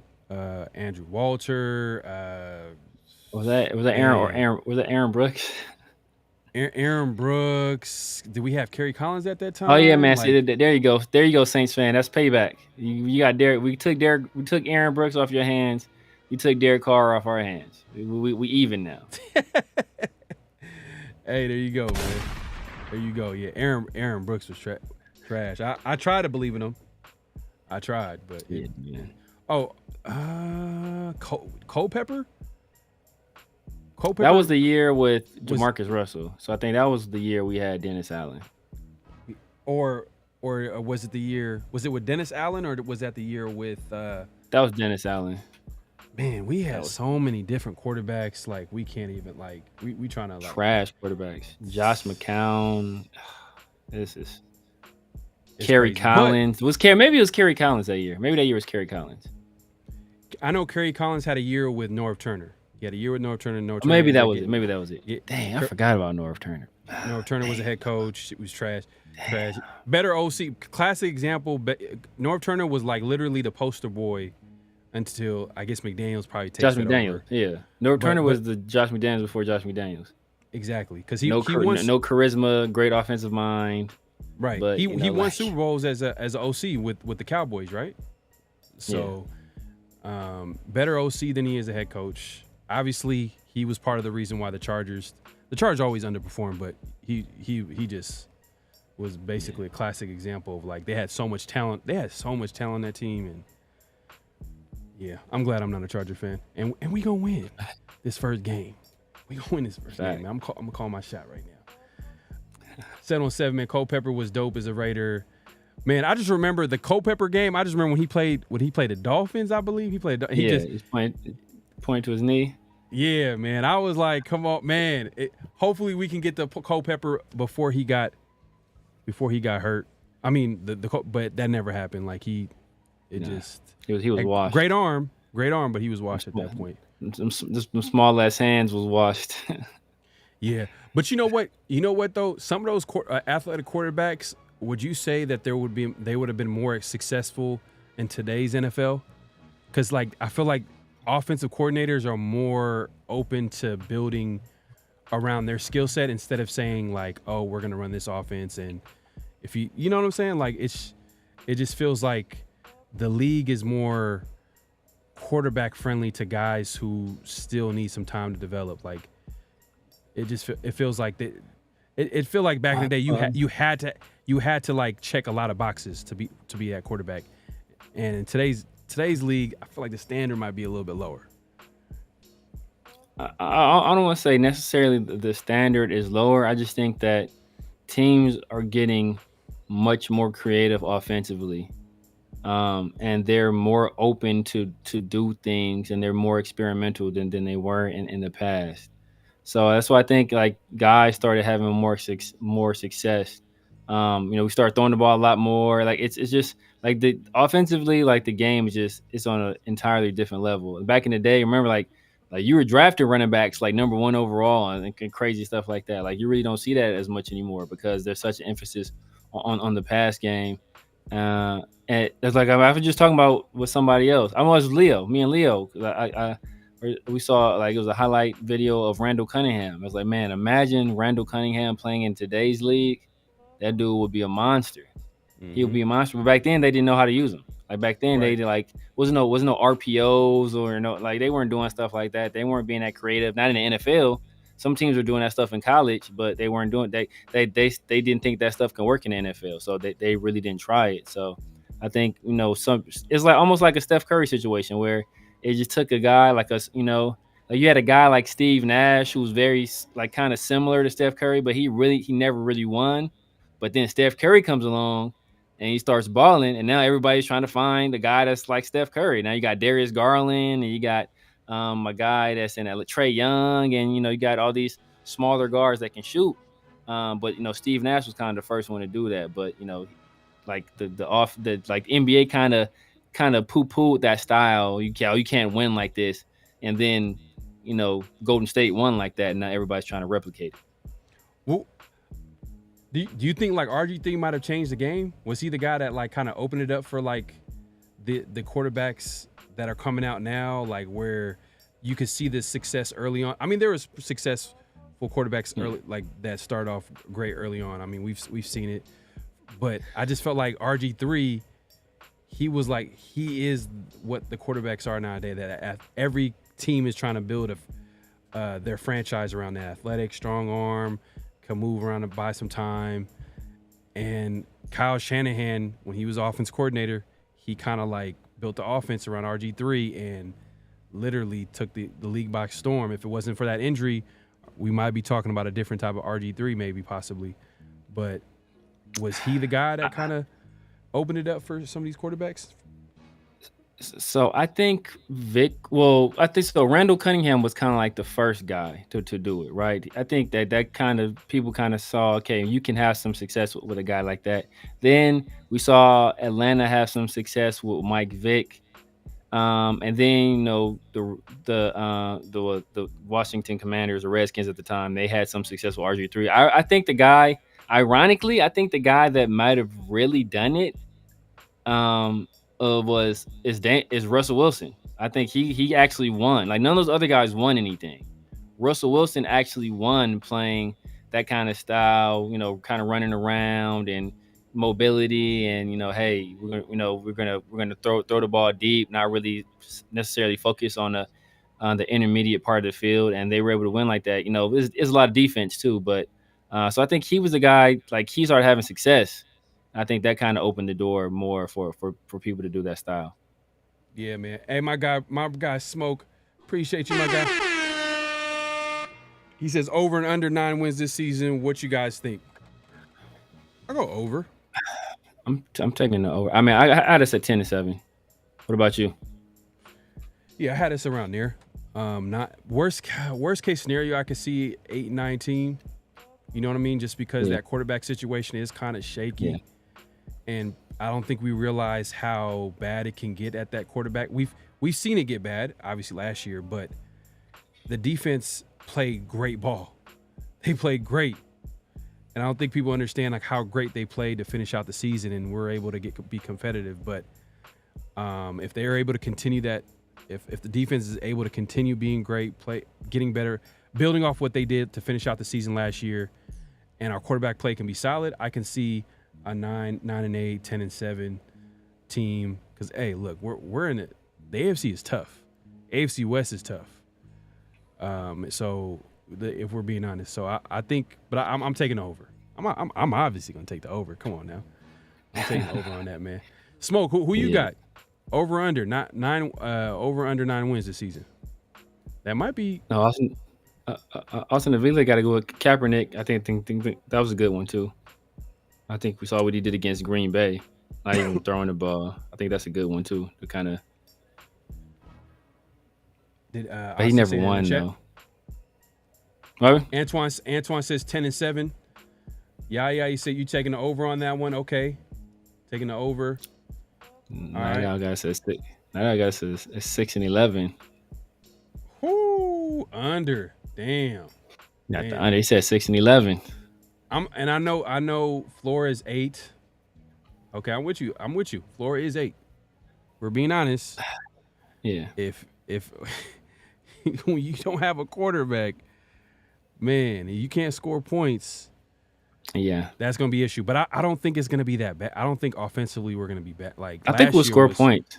Yeah, I think we'll score points. We have too many weapons. We have way too many weapons. We'll have way I think too many that's weapons. why. I think that's why we went with Minshew, because Minshew is going to score more points, but I think he's also going to be more reckless with the ball. So I think that was the give and take there. Whereas, like, hey, our offense has the potential to be much more explosive, push the ball downfield more, score more points, but there's going to be those situations where he does something dumb or he turns the ball over, or and are we able to overcome those things? I think that's kind of the push and pull with Gardner Minshew. Whew.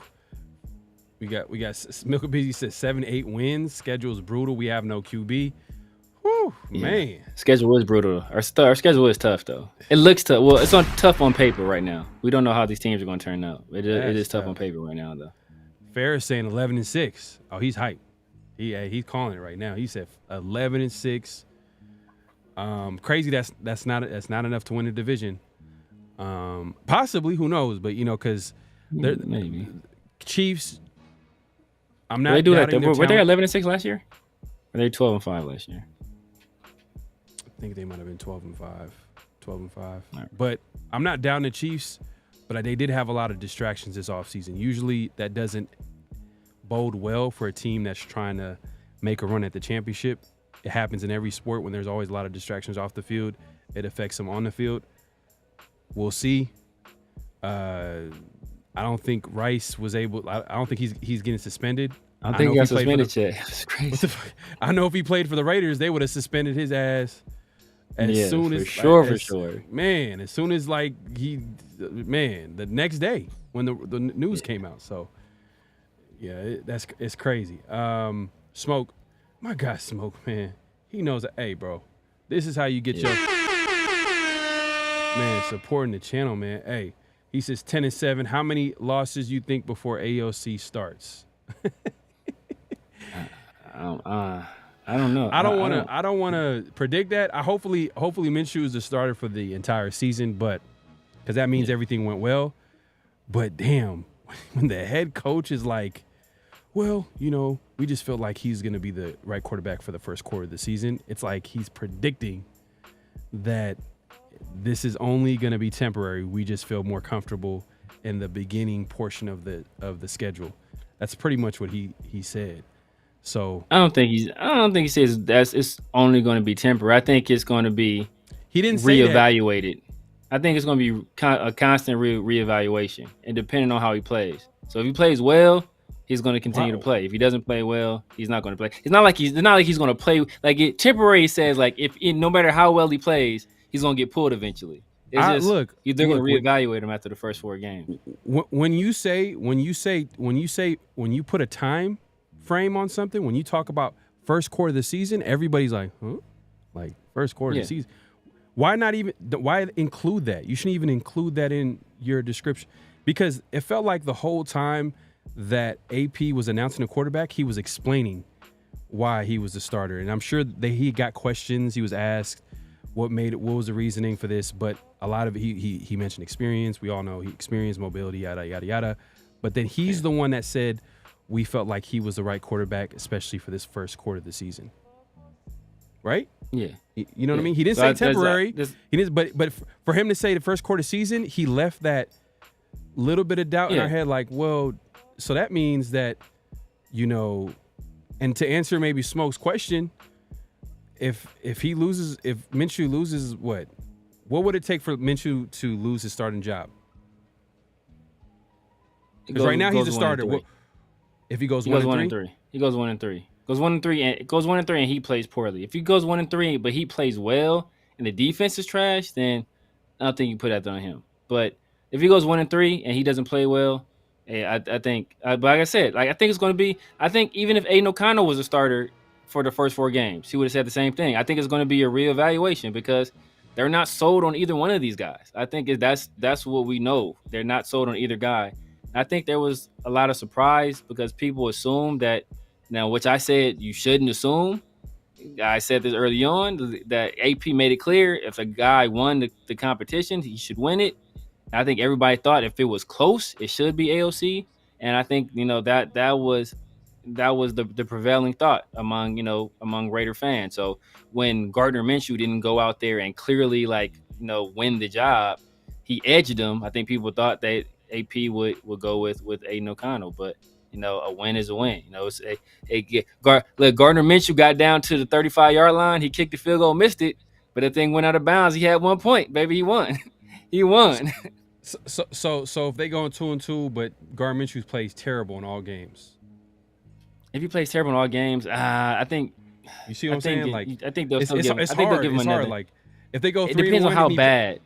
Depends on how bad he plays. It depends on how bad he plays. Because if they're still winning, that they're still at 500 at that point. Because even Telesco was talking about, hey, you know what? It's hard to evaluate, and you don't really know what you have until the third, fourth game of the season. So he'd have to play like very, very bad for him to get pulled after going 2-2. Especially you got games against the Baltimore on the road. That's an early East Coast trip, and then you got Cleveland, which was a playoff team last year, probably one of the better defenses in the league. So those are teams. Those are teams that people will probably pick us to lose. So can you fault him for losing games that you're kind of expected to lose?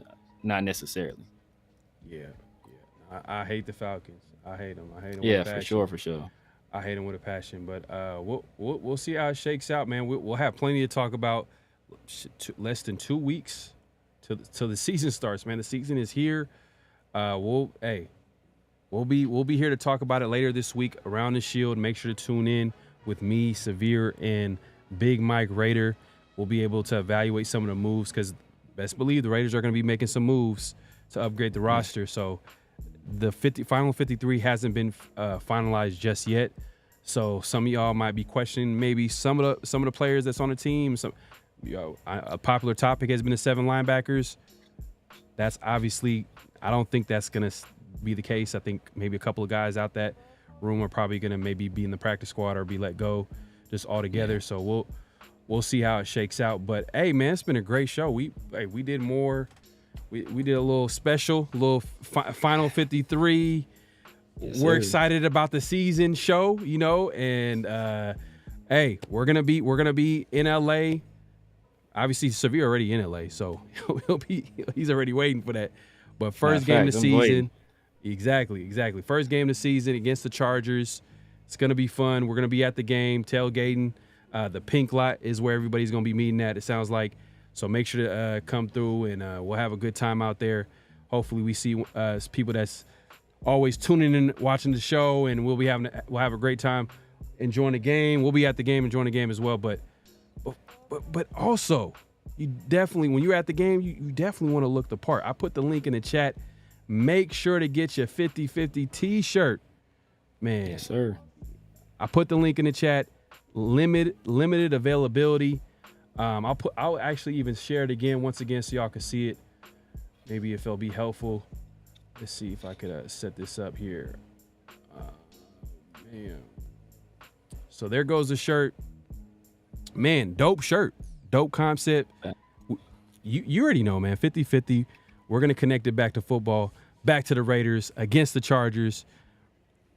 An example, the Raiders winning. They're winning that play right there, that 50-50 play. Make sure to get the shirt, man. It's a fire shirt, fire concept. All you got to do is, let's see here. Let me just break it down for y'all because I know sometimes they make this a little confusing. All you got to do is just make sure to put the email. Make sure to put the email in there. Get your pre-order. Let us know what size, and then we'll give you details as time goes on. We'll be able to hook you guys up with a nice T-shirt, man. So we appreciate the support that we get from doing the shows and stuff like that. So make sure to get your 50-50 T-shirt, man. We appreciate the support, man. Facts. But Severe, man, let the people know where they can find you, what to look forward to, all that good stuff. Yo, you know what it is. Your boy, the Severe Raider here on YouTube, IG, Snapchat, Twitter /X, TikTok. All that good stuff. Look out for us. Every Friday evening, with Around the Shield. I got something I'm cooking up with my boy Chris as well, man. So be on the lookout for that. Also, Then y'all can see me week 1. I will probably also be at the Rams game also. So if anybody else is coming out of here, anybody else is coming out here to LA for that game, I will be at that game as well. So holla at your boy. Yeah, no doubt. Yeah, man, we're gonna have a good time, man. The game is around the corner. First game of the season. We're gonna have a good time tailgating, watching the game, all that good stuff. So make sure to come through if you guys are in the area, or even if you're in the area and you're not going to the game, at least come to the tailgate. We'll have a good time. And like I said, man, the link is in the chat. My mods, if y'all can repost it, I'll even repost it again, man. If y'all want to get that dope gear, make sure you come to the game dressed right, man. Man, I appreciate everybody coming through. We do this every week, every Tuesday, the 50-50 show. So make sure to like, comment, make sure to clock in. At this point, clock out, hit that like button, hit that subscribe button, hit that notification bell, as well as the next show that we'll have is going to be Around the Shield later this week. We'll drop that this Friday. Hopefully by then we'll be able to talk about some of the moves that the Raiders made. And yeah, man, we appreciate everybody coming through. Any last thoughts, man, Severe? You want to let the people know? No, sir, man. Hey, I'm going to see y'all at the game, man. Make sure y'all holler at us. Sure, Pick up y'all shirts, man. That's the best way for us to recognize y'all. Y'all wear a 50-50 shirt. Hey, y'all got it. Hey, that's the best way. That's the best way for sure. Facts, 100%, man. Best way. Hey, we'll see y'all. We'll see y'all later this week. Next week for the 50-50 show, man. We appreciate the support. Peace. Just win, baby. Hello? You play to win the game. You don't play to just play it.